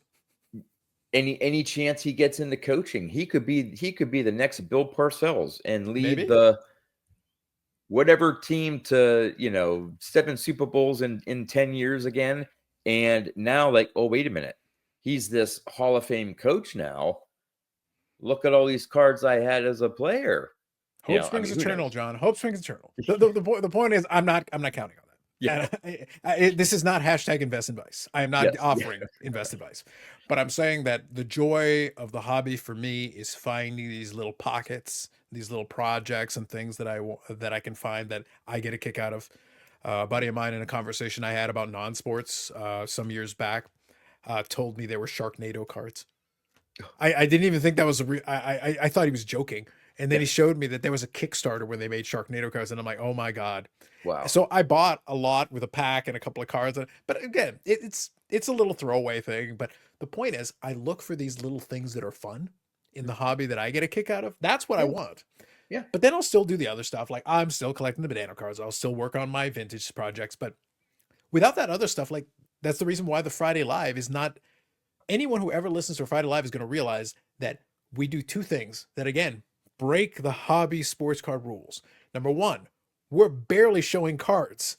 We're there for Yeah. hours and we barely show any cards. Right. John, where are the Yeah, I cards? do notice that because I chime in. I don't necessarily catch it live, but I'll catch the recording of it. And yeah, you're right. It's rare that you actually every once in a while you say, hey, as part Mhm. of the Yep. conversation. By the way, I picked this Yep. card up, but you're right. It is very light on Hmm. the actual showing of the cards and just a conversation about various subjects. Yep. And it's intentional. I don't want to. I'm not going to spend that much time talking about cards, John. It doesn't interest. I can do it. I mean, we can go in about a million different, like as evidenced by the conversations we've had prior Yeah. and the current conversation we're having right now. I Yep. can do that for hours without any difficulty. But it's not fun. On a Friday night, I'm grabbing my beer, I'm sitting down, I'm hanging out with the chat, I'm hanging out with the people on the screen. The purpose of it is to have some fun, find out what ridiculous thing Eric is going to say, and then I will spend the next 6 months beating him into the ground with it And bringing it up mercilessly. every once in a while, and hey, remember Yes. when you said this? And yeah. And there will be videos and there will be memes and I may do some Photoshop and put them into humiliating situations. Not that I would do that as a man of peace, but I'm saying hypothetically, Yeah. I could do something like that. That's in play, but that's intentional. That's the reason I brought it up. I said, we spent all these hours on a hobby live stream. I barely show any cards, barely. Once in a while I will. And also we don't spend the entire time talking about cards either because it's whatever the direction the conversation goes. Right. And to be honest with you, I think I find that a bit, I don't want to say refreshing, but it's different because there's only I I don't know, there's only so much you can keep talking about and bringing up about specific sports cards. I mean, you how long have you been doing that live for? So the live has been going on since there's been a live on the channel every week consistently since October of 2020. Yeah. Okay. So almost 5 years. Mhm. Not a little over 4 years. And I think at some point hey, well, let's show this card again, or let's talk about this card or this or whatever. Um, I think your longevity on the live stream there and just being able to talk about various things. Now, every once in a while, you delve into a topic where you get maybe into a deep conversation Yeah, about a particular set or a card or a player or something like that. it's But been known again, to it's happen. not like you're not bringing it up to so you have an excuse to say, and look at these, and here's this card, and here's that card. Mhm. Um, it's just chat in general. I was on case in point, I was on the phone. Okay, but it'd Mhm. be the same thing if we were doing a video. Yeah, I was doing on the phone with another player collector. He's actually going to be rooming with me at this year's national. Really looking forward to that. we'll And come he's a back to big that Mark. because I'm going to talk about the national limit. Okay, Please continue. he's a big Mark McGuire player collector. So we were on the Yeah. phone. We were just updating stuff on the national, and we just got a Mhm. conversation. He picked up a card and stuff like that. We're just chatting on the phone, so we can't show cards off, right? Mhm. We were on the phone for 3 hours talking cards and talking about different cards in our checklist. And hey, have you been able to find this? Do you have this one? Yeah. We talked about the cards we had. We didn't show any off, Mhm. and we still had the 3 hour long conversation. I think I mentioned it to you because you said I had my Yeah, own live that was a stream and stuff podcast like right that on there. the You phone. missed out. That was a podcast. Yeah. And so yeah, you can have conversations, and it doesn't always have to be about showing cards off. Yeah, 100%. That's why I say, like, my hope was that over time, people would. Occasionally I have to break the fourth wall, and I'll kind of repeat this here, since I do it sometimes on the live. Once in a blue moon, I'll do it. Most of the time, the regulars have already figured this out, but it's worthwhile repeating.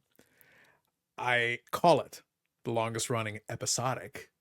Episodic has a certain implication if you follow my Mhm, meaning. mhm. Um, things will happen in an episode and we will recall them and bring them up in subsequent episodes. If Eric makes the tactical error of saying something that I can ridicule him for the next 2 years, I'm not saying I would do that. No. But as soon as he demonstrated and he said that he has this aversion to mayonnaise, I may have brought it up here and there. Yeah. I I fully admit I may have occasionally talked about it because as soon as he demonstrated weakness, John, I had to crush him like a bug. Mhm. It's what has to be done. What Yeah, are we gonna yeah, do? It is what it is. yeah, But that's the episodic part. And the point though is that the enjoyment of it is that yeah, we can talk about different things. It was an intentional choice to almost be characters in and of ourselves. Not completely because I'm honestly if you met me in person, I'm pretty much the same. It's yeah, pretty much the same yeah, all the time. But we will play up certain things because for entertainment value. yeah, Sometimes Eric will say something and not even realize he knows in the back of his mind I've got something in my back, but he just doesn't know what it is. yeah, He just comes on with it with dread and horror on his face, and he's like, "What horrible thing is Carlos about to unleash upon me?" And that's what we all look forward to. That's the entertainment value. But it's still entertainment, John. yeah, If it was just a strict clinical, we're going to talk about this set, we're going to talk about this card, we're going to talk about this whatever, I would not enjoy doing it. I yeah, would not do it every week. I would have taken weeks off a long time ago, and that's not enjoyable to me. There's plenty of other places that people want that, and but I could not do. Last night was 5 hour live stream.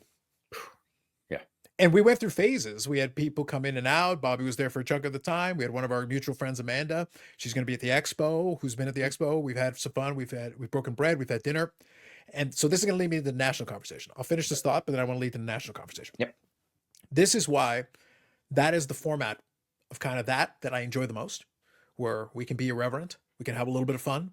I like bringing on different voices occasionally to present a different side. Maybe they want to be serious, maybe they want to be silly. I mhm, can work with whatever. I'm good with it. It takes all types.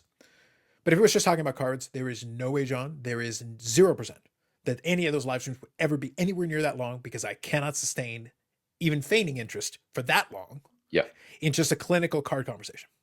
yep, yep. I think it could happen once or twice. You get Yeah, into like I said that the 3 hour phone call I had. sure. Yeah, I did that, and it was very focused. But we were talking about various things. Could I do that on a weekly basis every 3 hours? I'd run out of things, Mhm, different things to talk about.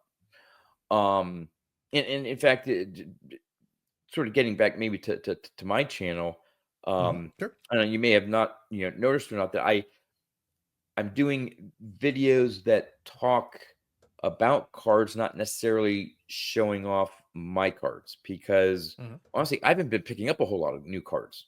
Sure. So, I'll do things where I talk about various topics, maybe talk about, cards I like. And if I happen to have some cards, yeah, I'll show them at the end. By the way, these are the ones I'm doing these, top 5 favorite cards. It's just a way for me to talk about without necessarily showing off, hey, look at this card in my collection and that card in my collection. Um, and so, yeah, I'm looking to branch away from just the showing off mail day videos because I haven't had that many over the last 3 or 4 months. Yeah, and that also becomes hard to sustain, and that's why I feel like sometimes we wind up with a cycle of same. Mhm. It is different if you are new to this though, because you're going to have that enthusiasm, you're going to have that energy level, and you haven't already treaded down this ground before. So to Yeah. you, it's new ground. So you can maybe bring your take on it. Maybe it's different, or maybe it's the same as what somebody else has already said. But because it's new to you, you can bring some fresh energy into it, and nothing wrong with that. I think that's perfectly reasonable. I think that's good. But then, yeah, but if you've done enough videos or enough lives or whatever, you've probably covered this at some point. You probably discussed it at length. So Mhm. it's almost like old hat, but it also gets a little boring. You kind of lose the interest level in it. It's not as Yeah. exciting. Yeah. So playing into the national. So it's the national is always one of the running jokes. It's one of my favorite. Again, like the YouTube Sports Show Hall of Fame. It's an annual tradition unlike any other that Yeah. I enjoy in my own special way. I really do. It's become a running joke for the longest. Now I will say I appreciate. I think I have Rick Vintage Oddball Cars and a few of the other ones like Carlos. When are you coming out to the national? And I said like I've been very clear on this. I've been perma banned from the national. Like they have banned me so hard. Like it's done. Uh, but okay, so the real reason, just so we're all on the same page, it was twofold. Number one, at one point it's just an expense thing. It is a very expensive trip. I refuse to share a room or a hotel like a peasant. There'll be none of that. No, no. I will pay extra to get more space and to get away from the Mhm. commoners. I can't do it, John. Like the autograph obligations are just too much for me. I can't. Yes. Um, the point is, I like my space. The key is, I like my space. Yep. The closest comp I have, though, and I'll get back to the national in a second. The closest comp I have, though, is my expo twice a year that I've got here. That's it's kind of in my backyard. It's a hop, skip, and a jump for me. Okay. I don't have to stay at a hotel, but I treat it like a vacation. To Yeah. me, it's a vacation. I will book the hotel ahead of time. I'll treat it like a vacation. I know a lot of the folks there. I know the dealers. I know the attendees, and it's very easy. It's like my home show, but it's like a 500 table home show, so it's very comfortable. But at the same time, it's a big show. You still got a lot of stuff going on. Yep. So you've got the excitement, but at the same time, you've got the size of it. But at the same time, you can decide. You can hang with different groups. It's great. But one thing that is, I'll speak for myself, and then I'll kind of twist it over to the national. Is what's funny is that one of the things that a lot of folks that do the nationals talk about is they'll talk about the group getting the family reunion, the camaraderie, the all that, which I'm on board with. I get that. And then at the expo we do a similar kind of thing with the group that we have Okay. there. But what's always funny about it is and this is something I've pointed out to them and they didn't realize it at first, and then I kind of explained it to them. As soon as they did, they realized it. Number one, Carlos, and I will speak of him in the third person because why not? Carlos doesn't show up at the beginning of the show. He shows up right around lunchtime because, frankly, I don't feel like I need to do anything of the sort. I'll show up when I feel like it. I Mhm. like to sleep in, and I'm up late anyway, so that's how I roll. It's also I'm on vacation. Yeah. I don't want to work. Like if I'm at work, I'll get up at the time I need to get up. That's one. Number two, I do dinners. Like we'll go with a group of us, and we'll go out to dinner, and we'll hang out, and we'll chat, and we'll do all that. I don't do the trade nights. I don't do the big preset gatherings. So the irony is if I did ever go to the national, that big YouTuber get together, great. Mhm. You'd never see me. Yeah. I could be there and you wouldn't see me within 100 miles of it probably. I'd be having dinner with some folks somewhere else, just Mhm. relaxing, having a conversation in a group. I'm not interested in being surrounded by 200 people. Yeah. Just I'm not. I'm not claustrophobic. I'm not, Yep. I have introvert tendencies. I tend towards that, but I can hold court. I have no problem. So it would seem I have no problem holding court, but I don't want to do it. Like in a live setting, I'm not interested in doing that. I'm not interested in yelling over the crowds. Yeah. I'm not interested in doing any of that stuff. So the irony is like, you guys still wouldn't get that if that's what you're looking for by inviting me. It's like, guys, I'm not going to do it. I'm not going to play along. You probably won't see me on the show floor that much because my patience will only last so long on that. You Yeah. probably won't see me at the gatherings. So unless you happen to be at one of the dinners I'm at, when do you think you're even going to see me? Yep. Yep. So what's the point then, John? If it's and then if the cards aren't necessarily something that I need to go there, so I'm running through my checklist, John. What's left for me where the national fits one of my check No, boxes? no, no. Yeah. Yeah, I see. And the same. Well, no, it's not the same for me with other shows. Um, I treat the national as sort of a annual vacation because there Yeah, is a big expense, even though I drive out and don't fly, so I save some yeah, money there. Cost of the hotel and all that stuff, and to save up some money to actually have some fun and buy some decent sized cards. sure. It's a big annual expense for me, and I do treat it as a annual vacation for me. Which I think is Uh, appropriate. I think that's the yeah, right. I think that's the right approach. and I do enjoy bumping into fellow YouTubers, collectors during the show at the YouTube get together. I I like the interaction. I too tend to be a little introverted. I've made that known, even though I do a channel and talk a lot about uh, on my videos in person. It takes a little bit sometimes for me to get involved in interacting in conversations and stuff like that, but I still Hmm. enjoy it. Sure. So it's nice to for me, it's nice to have that one-on-one engagement and to hang out. I may not be a super active participant, but I enjoy seeing familiar faces and so on. But during the show, um, I'm often on my own.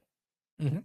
So I don't every once in a while I'll meet up, and if I'm not specifically looking for something right away, yeah, I'll join in a little group. Maybe we'll walk around a little bit, then we'll split up and I go my own way and stuff. Hmm.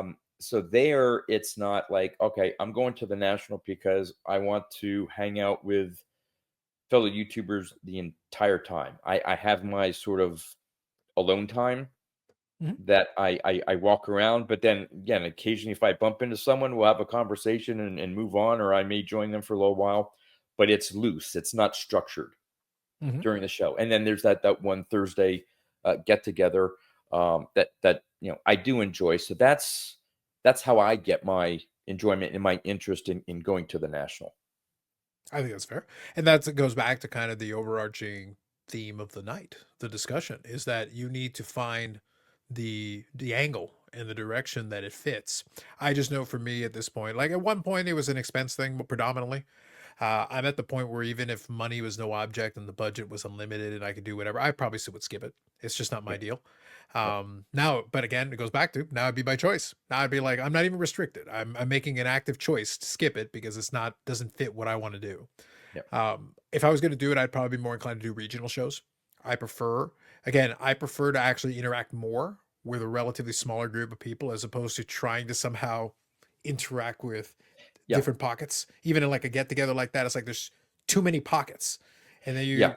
I'm not going to run around from one end of the room to the other and try to play that game. It doesn't Right. work for me. I'm actually probably going to enjoy maybe Strongsville. You probably heard about the Strongsville show Yep.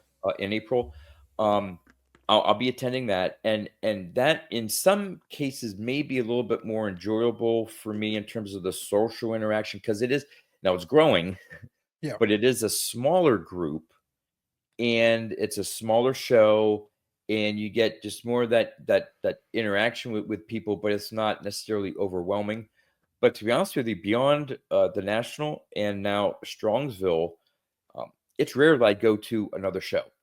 One, it Mhm. is finances because I'm saving up for those two shows, and I don't have a whole lot of hobby budget, okay, on a monthly basis, and then to set aside money to go to another show just doesn't work. It doesn't make sense for me to go to, say, the Philly show if I have like $40 to spend. The Mhm. time and you go down there and all that stuff to say, well, I only have a little bit of money to spend. I'll just walk around and stuff.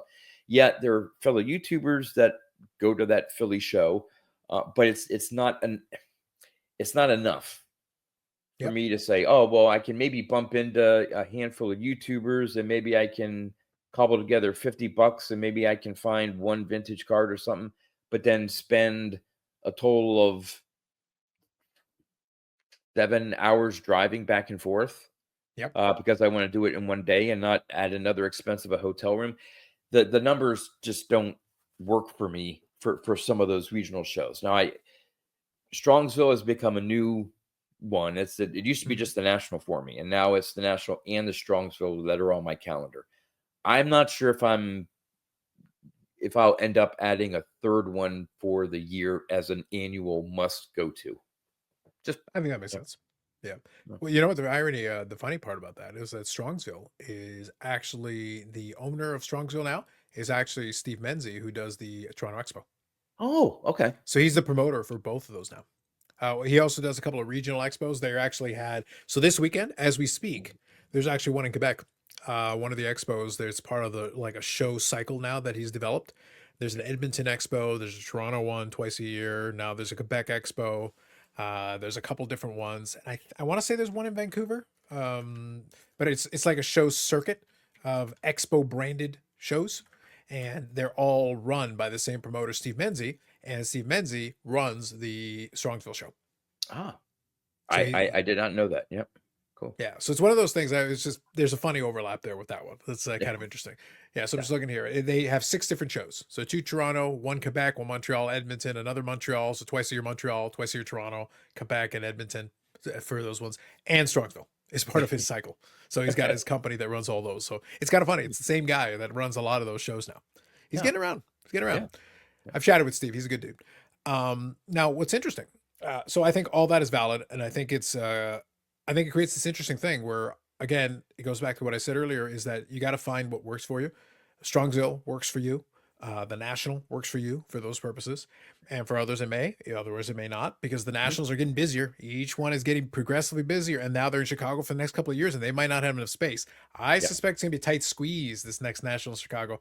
I'm looking forward to checking in on that Yeah. because I'll be curious and I'll be checking in with you and some of the other folks that I know that'll be attending because I will be curious how that's going to look with it growing in terms of Yeah. number of attendees, but we're in the same venue now.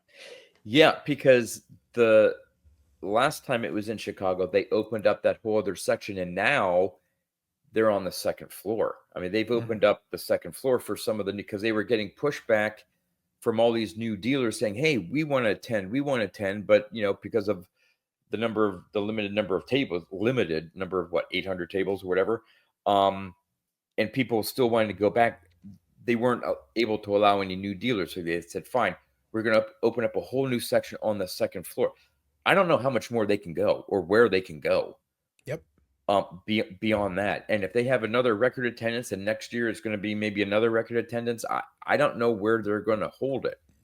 And yeah, uh, that's going to be very interesting. But I know some, and I'm sure you'll start seeing the videos come June or whatever of, hey, the national is, I'm not going to the national. I don't see the point of it, not because of not wanting to do the social thing or not interested, or you have your ways of enjoying a show that may not Mhm. be as socially involved as others, Yep. but they see it more of you don't get deals or you can't find this. It's more of um, I can buy what I want online or this and that because I've seen some, and I'm sure you have some of those videos of their they don't see a point from maybe a return on investment in terms of the purchases at Sure. the national and things like that. It's more on the monetary side, I guess, or Mhm. I don't want to say investing, flipping, but it tends to lead to that side of how they collect, and they don't see the benefit of the expense of going to the show, picking up cards, and that cost basis then of being able to resell the cards that they pick up at the national. Mhm. So yeah, you get a variety of people of why they do or don't want to go to the national. I'd love to attend the Dallas show someday. Mhm. Um, but that's a plane flight. Okay, Mhm. so now I got to figure that out with the hotel. And if I'm already spending a ton of money at the national, it would almost have to be I'm going to forego the national this year to attend one of the Dallas shows. And yeah, I don't know the pros and cons of doing that. I don't know, but Mhm. yeah. I think it makes sense. It's decisions. Most of us don't have an unlimited budget. We don't have an unlimited amount of time available, even if we wanted to. That's why Yeah. we often make choices. I have the expos that I do here. I'll do a couple of local shows where I'll attend. There's actually one on Monday as we're recording this. So there's one on Monday. Now, mind you, I have feet of snow that have been dumped on us the last couple of days. So I have to kind of play by ear. Yeah. If I am going to go, I would stay nearby. I actually have a hotel room nearby that I would be checking into tomorrow. We'll Okay. see, because I've got to judge it, because I think tonight we had like a foot of snow. So between, I think overnight it's going to be like another foot. So it's like we're basically, and we still haven't, like, we haven't melted off the snow from the last Oh, couple of days. It's been we're like on our third winter storm in the like week. oh, So it's like, just keep yeah. piling on and more and more. And I'm not shoveling my way out of here, John. If it's Yeah. not gonna happen, it's not gonna happen. It's Yeah. gonna be what it's gonna be. I ain't Yeah. shoveling my way out of here. I got enough supplies to last me. I'll be all right. I'll just stay where I am if that's the case. But it's a judgment call, right? Like, it's the reason I have a hotel, even though it's not so far away, is that the show starts in the morning. I'm not a morning person. I've been very clear on this issue. Carlos does not do mornings. Yeah. Third person again. Yeah. So if it's going to be that way and the show is starting early, then I already need to be in striking distance. It makes more sense. Plus, I can treat it as a mini vacation, stay overnight in a nice hotel. They got a nice hotel over there. The service is fantastic. I was there the last late last year. It was fabulous. It was fantastic. It was during like a holiday. I basically had the restaurant to myself. So it was Nice. me and the bartender hang out and chatting, and then I had all the food and drinks, super quick service. Fantastic. Perfect. But the point is, it's a mini vacation. That's basically the way I treat it and the way I created it. Shows like that can be fun. I still like those, but I'm not going to attend a million shows. That's not my deal. Mhm. But it's to the same process, the same thought process that you're talking about. We're all making decisions. I Mhm. still do the 2 Toronto expos because it's in my backyard. It's hop, skip, and jump. So because it's so close to me, it makes sense for me. It's easy. Plus, I Mhm. know where everything is. Like, I get my hotel booked early and I'm set to go. To the national, in this case, though, it looks like I would be shocked if it wasn't a record turnout, because those hotels were booked early. People are struggling to find hotel rooms. Yes. If you went through, I think if you went through the link and the special deals that the National had, I think they're long gone. Mhm. I booked mine fairly early. I think it was toward the end of last year, because I kept checking, because some of the hotels didn't allow you that far in Mhm. advance to book, and when it did, and of course I looked at the price, I'm like, good lord, talk Mhm. about supply and demand. Um, it's a very convenient hotel. I stayed there last time in Chicago. I think maybe even the time before. Extremely convenient. Mhm. Um, but phew, I'm paying for it. So you mentioned about liking to be on your own and stuff. I am having I'm thank goodness I'm sharing the cost with someone, Sure. because it's a huge, and the other factor is, um, I'm arriving on the Tuesday because I'm driving out, and because I want to stick around for Boggs, he signs on the Sunday. I'm there for the full show. Oh, all right. So we got another Wade Boggs signing happening. Yes. Yep. Yep. So he confirmed that, when I saw him in New Jersey, and if you saw Mhm. the video, I saw him again in New Jersey recently here, and he confirmed he's going to be at the National. And I don't want to jinx anything. He says he's going to maybe try to figure something out to come in the day before. Mm. We'll see. He's mentioned this before, and I can understand with his schedule, it may not be able to happen, but possibly come in the Saturday and go down to my buddy's Rich's place to see the Boggs Tavern, and so it'd be a gathering of the Boggs Trust members and Wade Boggs at the famous Boggs Tavern. But we'll see if that happens this year or not. He says he wants to maybe see if something can happen this year. So yeah, I'm definitely hanging around to the end of the show. I took the Monday off of work. I know a lot of Mhm. people say, "Hey, I need to take a couple of days off, but I need to go back to work on Monday." So a lot of them were leaving end of the day Saturday, early Sunday. I can see that, but I'm there for the whole show. So I got like the full number of days of hotel that I have to pay for. So that's part of my decision. That's why I'm treating it as like, okay, this is an expensive vacation, Mhm. and I'm going to enjoy it and try to get out of it as much as I can. This isn't just, hey, I'm going there to see if I can pick up a couple cards. It has to be more to me than just a large show that has lots of cards. I think it's valid. So now, regardless, we're going to try to make sure that we get you back. We're not going to wait 16 months to get Yeah. you back. I But hope not. at the bare minimum, then we may have to do one post national. We may have to do a post national discussion and decompression from it because there's a Mhm. lot there, a lot involved. Yeah. But yeah, it is a commitment. It's a commitment to a full fledged thing. It's always kind of funny the way that works out. That would be a cool experience though. If you managed to have it in that Boggs Tavern and everything with all that, if it came to pass, that'd be pretty cool.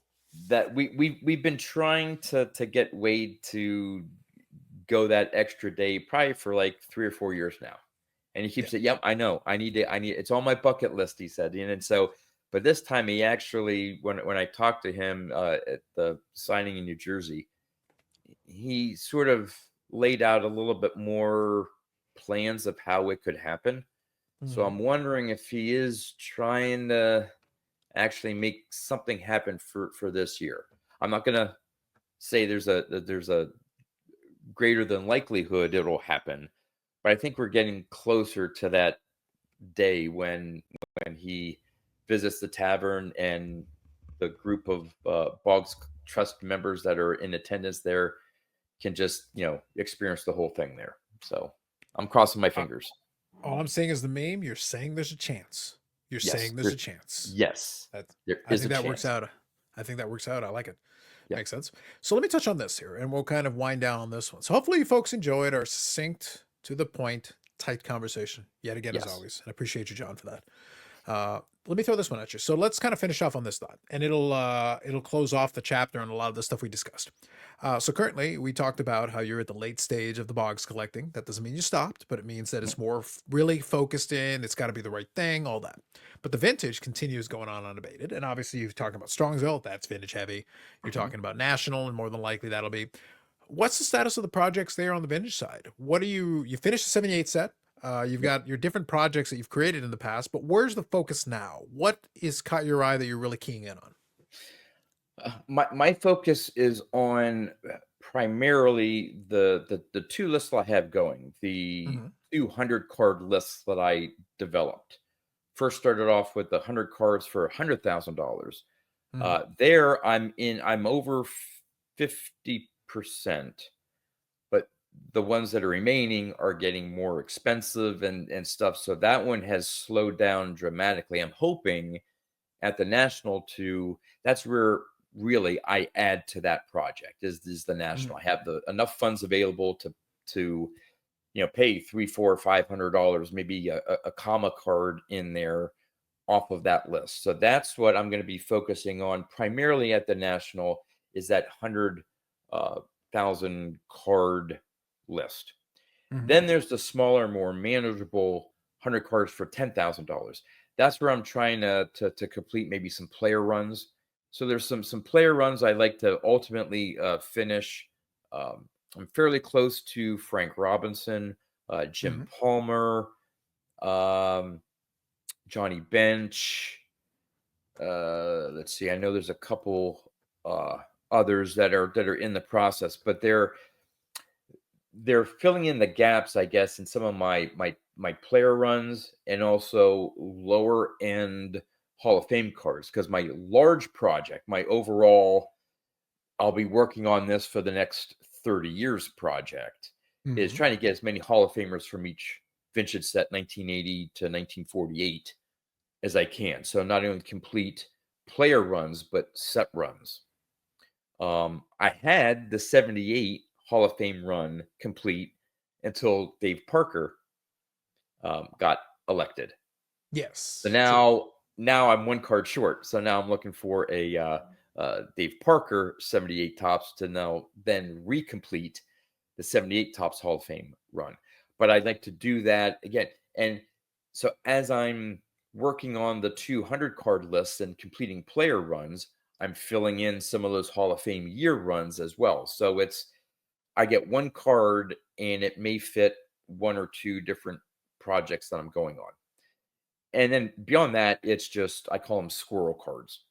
Mm. Last year, while it was on my 100 cards for $100,000 list, I had no intention of looking for a Stan Musial 48 Bowman rookie card. Hmm. That wasn't on my radar. I knew it was a card that fit a project, but um, wasn't one I was tended on, and I saw one. It spoke to me. I bought it, and I'm so glad I did. So I leave myself open for some of those squirrel cards. Where it'll be searching eBay, Strongsville, National. If I walk by a display case and go, "Wow, that's a cool card," it may not fit one of my other projects that I'm working on, but like you said, but like with the wrestling, I don't have to stick to one of my set projects. If I find a Mhm. card that I really like, it could be, in the back of my mind, one day would I like a Tony Dorsett rookie card. Sure. Um, has nothing to do with baseball. I don't have a really football collection and stuff. But Tony Dorsett was sort of when I was growing up rooting for the Cowboys. He was the player. Mhm. And if I happen to see a Tony Dorsett rookie card for a decent price, it may just something may click and say, you know what, I want to buy that. It has nothing to do with any other project I'm working on. But like you said, my money, my choice, my Mhm. interest. If I decide to pick up a Tony Dorsett rookie card, who knows?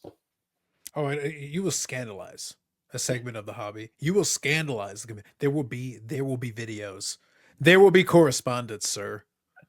You don't even How dare understand. he buy a non-baseball vintage card? Oh my god! It's outright. Listen, we Yeah, cannot allow this kind of non-conformance. How yeah, dare you? You scandalous, yeah, scandalous. Like you yeah. Hey, I like to live on the edge every once in a while. being a rebel. So I see what's Yes. happening. Yeah. I see what's happening. I see what's happening. So let me ask you this final thing. I think we'll go out on this one and then we'll do the sign offs. Very important sign offs. It's critical that we get these right. Yep. But let me throw you a little curveball. We'll have a little fun with this one. Okay. Now you're going to disappoint people if you get this wrong. This is not a trivia question. No, this is Oh, not a trivia question. But I'm going okay. to offer you. So here's my question, and by that I mean I'm going to open it up here. Do you have any questions for me? You can ask anything, including and not limited to what piece of literature Eric is going to read next that I'm going to make him read. But be careful. You must ask. I will only answer one question. You only answer one question. And not only that, the reason why this is so critical and why the Yeah. people are on bated breath is that I will answer the question honestly and without sarcasm. So you will get a fully honest response with I will drop, Yeah, and I will look past the you're fourth not giving wall. me any time to prepare for this because I the longer time I had to prepare, the deeper the question. I'm probably going to disappoint some of your fans of saying, "Oh, John, ask me this question. Ask him this question. You need to ask him this question," and I'm probably going to disappoint many of your regular listeners in saying oh, that, man, I dropped the ball on the opportunity. Um, but what I would have to say is if, and again, this is a generic question, but it's just what I thought about. You have your PC, you have some mhm, vintage, you have some wrestling. If mhm. you could take your collection moving forward in a completely different direction from what you are currently doing now, what would you collect and why? A completely different direction. Yeah, Interesting. Very interesting. So I cover a lot of ground with my collection. I do yeah, cover a lot of ground because I do touch on a lot of categories. But in this scenario, you're making me go away from where I've been or from where I'm at. If I was going to do that, then probably what I would end up doing is I would probably end up going into a football rabbit hole. Because again, I've already done vintage baseball. I got that covered. mhm, Modern hockey, I've got it covered. Even some vintage hockey, I've got that covered. I do have a smidgen of football there, but football is open and broad enough, and there's enough gaps in there that I could play inside that space, and I know mhm, it well enough to be. It's actually the only sport that I still watch on a weekly basis for regular season. So I'm still tapped into the current, but I have mhm, an understanding of the past as well. And as a Green Bay Packer fan, you can go back in the archives quite a ways and you could actually put together quite a bunch of team sets. So it mhm, actually gives me a lot of latitude. I do have yeah, one team set that I am almost complete on 57 tops with the Bart Star, okay, and that is the last card that I need. So I'm taking my sweet time. It's part of a PSA set registry, but I could build a bunch of other team sets of the other mhm, ones, like mhm, through the 50s and into the 60s, gives me plenty of latitude to go down that path and even into the modern and do it, except for Aaron Rodgers because he disappoints me. He makes me sad. But it would probably be heavier on the Brett Favre. I would probably lean a little bit heavier into the Brett Favre. So if I was going to go away from where I already am with the categories I'm at, I would probably go down the football rabbit hole and play inside that pond. Okay. Good. Yep, absolutely. So there it is. I offered one open question. And Again, again, for you could have those who known are what. who are hoping that I would ask some hard-hitting, deep diving question, sorry to disappoint all of you, but that was the one question that popped into my head on the short notice. So He could have asked for the meaning of life. He could have I know. again. He could have Yep. he could have asked what Yep. piece of what literary masterpiece Eric will recite for us next. And now you're all going to have to find out when it happens. You're just not going to know. I let watchers be intrigued and not knowing, which would pull them into watching your next episode. See, I didn't want to give everything away. That way you can have it as a surprise. Look, very considerate of you. Yeah. Truly considerate. Well, now you see what's going to happen. Now Greg is going to make his next video and he's going to be like, I got to know. I got to know. And then you got to make a response to it. And like the cycle, it just spins around in circles. It's wild. Yep. It's going to be crazy. Yeah. Fair enough. All right. So last thing legitimate thing I'll ask you. So in terms of anything else, obviously you've got the stuff that you got going on right now, the series you got going on right now. Anything you're planning coming up on the channel? You got 2 guys, 1 hobby. You're back kind of doing those episodes. What's going on the channel for Boggs Fan? Yeah, the 2 guys, 1 hobby is getting back into gear. There's a maybe 3-4 month period, a bit of a lull. Don was working on getting a master's degree. There was issues with his schedule. You had the holidays. We tried to line a couple guests up. It didn't work for them, and before you knew it, like, oh geez, it's been 3 months. But we're back, and hopefully a little bit more consistent content. We enjoy doing those 2 guys, 1 hobby videos. I have some pickup videos planned, at least one. I went down the low-hanging fruit with the Boggs modern stuff, and so I picked up a whole bunch there. I'll be doing a video showing off the majority of those, and I may have to do a follow-up video because I don't have all the cards in yet. I do want to show off the 78 top set because I've done it in spurts over the last 2 or 3 years as I picked up cards, but now I want to show, and not take a whole lot of time, but I want to go through the set to just show the set, show what the condition that I was putting them in, and just again admire the set and just the design of the set, because I love the 78 set. So that'll be an upcoming video. I have a couple just random, they're like hobby topic videos of discussing various aspects and thoughts of different areas. Again, not showing off cards per se, but just maybe get some dialogue going of topics that I know I haven't talked about, and maybe some others have talked about maybe in years past or whatever, but just to give my thoughts on certain things. So I'll be sprinkling them in, here and there. And even though they don't get a lot of views, and I understand it, and it just goes to show I don't do these videos for the views. I don't look for topics to say, okay, what can I get a lot of clicks on. I'm enjoying my weekly video showing off my Wade Boggs cards that I had posted on social media the previous week. So that's now a weekly video of mine on my channel, and I show off 7 cards. I talk about them. I show the front and back and all that stuff. And yeah, not that many people I understand are interested in seeing Wade Boggs cards. But I like to do those. I like to do those videos. So those are going to be like an ongoing weekly video thing for me. Nice. I like it. Sounds fair. So what I'll do is this discussion did hit into the 2nd hour. So there is a quota, John. So I have to meet the quota. Hold on. I don't want the committee to disqualify me. So hold on here. There you go. There you go. There's a vintage card. Okay. Yep. That's it. 2 That's all hours, you get. 2 vintage cards. That's all I get. That's it. Yep. We can't, like, I have to pace myself. That's all I can do. I got piles of cards around here. I don't need any more of that. That's it. We'll pace ourselves. But thank you, John. It's been a pleasure chatting with you once again. It was my pleasure as well. Thank you again for having me on. And yes, let's not make it another 16 or 18 months. Would love to be on your channel again, talking about whatever we can come up with. So, I'll think of something. Look, we're one Greg video away from one response away from a whole plethora of topics. Who knows? Yeah. I will let the people. I put my faith in the hands of the content gods. Mhm. They've never steered me wrong. Yeah. So it works out. So we've got other. I will leave links in the description. You're more than likely familiar, but I'll leave links to John's channel in the description. I'll leave links to our previous discussions in the description if you would like. Again, our succinct thoughts. In particular, the first episode, we kept it. Yes. We kept it nice and tight. It was very good, very short, very short. Yes. Listen to it at half speed. Take your time. Yeah. Take your time. Really absorb it. Really get it. Really get into your soul. Otherwise, more videos will be coming up on the channel. My plan this year in 2025, 2024, I took it easy. Kept it to 160 videos, kept it real light. This year, I might have to step up my game a little bit. Might have to just crank it up a little bit, and maybe we'll do some more of these collector discussions. We'll see. I've got some ideas, got some thoughts, and we'll throw that out there. And maybe, if I'm in the mood, maybe you get a couple of talking head videos where maybe I've got some things I need to say. Maybe I do. Just saying.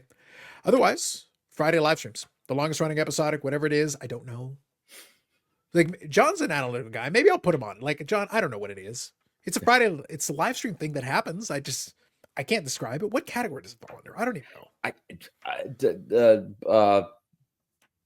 Yeah. I mean, it's sports. I mean, you talk about more than cards. You talk about the teams. You talk about, the players. It's not necessarily tied to cards. It's just a general sports hangout. It's everything. It's a free for. It's almost a free for all. Oh, it is. It is like, but it's a controlled free for all. I mean, it's you don't let things go too far off the rails. There's only certain limits that we have to have, but don't bring up ice cream cake around Bobby because he gets very excitable. He's not a fan. He thinks the ice cream cake is a lie. Ooh. And he acknowledges cake, he acknowledges ice cream, but ne'er the two shall meet. As far as he's concerned, ice cream cake is a lie. It's a fabrication that we all pushed upon him, and he refuses to acknowledge its existence. So he's very passionate about this. He won't even eat it. He won't even admit that it exists. No, he does not believe in ice cream cake. Okay. That's why I said there's some idiosyncratic people in that live stream. I'm saying that there's some weird characters. Let me tell you. But that's what makes the show interesting. We try. We have our moments. Yeah. So Friday live streams, 8 p.m. Eastern Standard Time. That is when we do that. You can check it out on the replay if you need it to be succinct to the point. You can speed it up if you want. I might recommend it. Otherwise, you can hang out in the chat. Hang out in the chat, leave some comments. That's usually a good way to have some fun with it. And we'll talk about all kinds of things, whatever newsy things are happening, and we'll have some fun with that as well. So that's it for this one. Thank you very much to John, Boggs Fan, for participating in this. And hopefully we have some good stuff to look forward to for the rest of the year. Again, I will bring him back in terms of something. If nothing else for the National, maybe for some other things, we'll find some stuff to talk about. I think we managed to find it. We cobbled together some topics in this discussion somewhere in there. So that'll be it for us this time around. Thank you very much, and we'll catch you in the next one.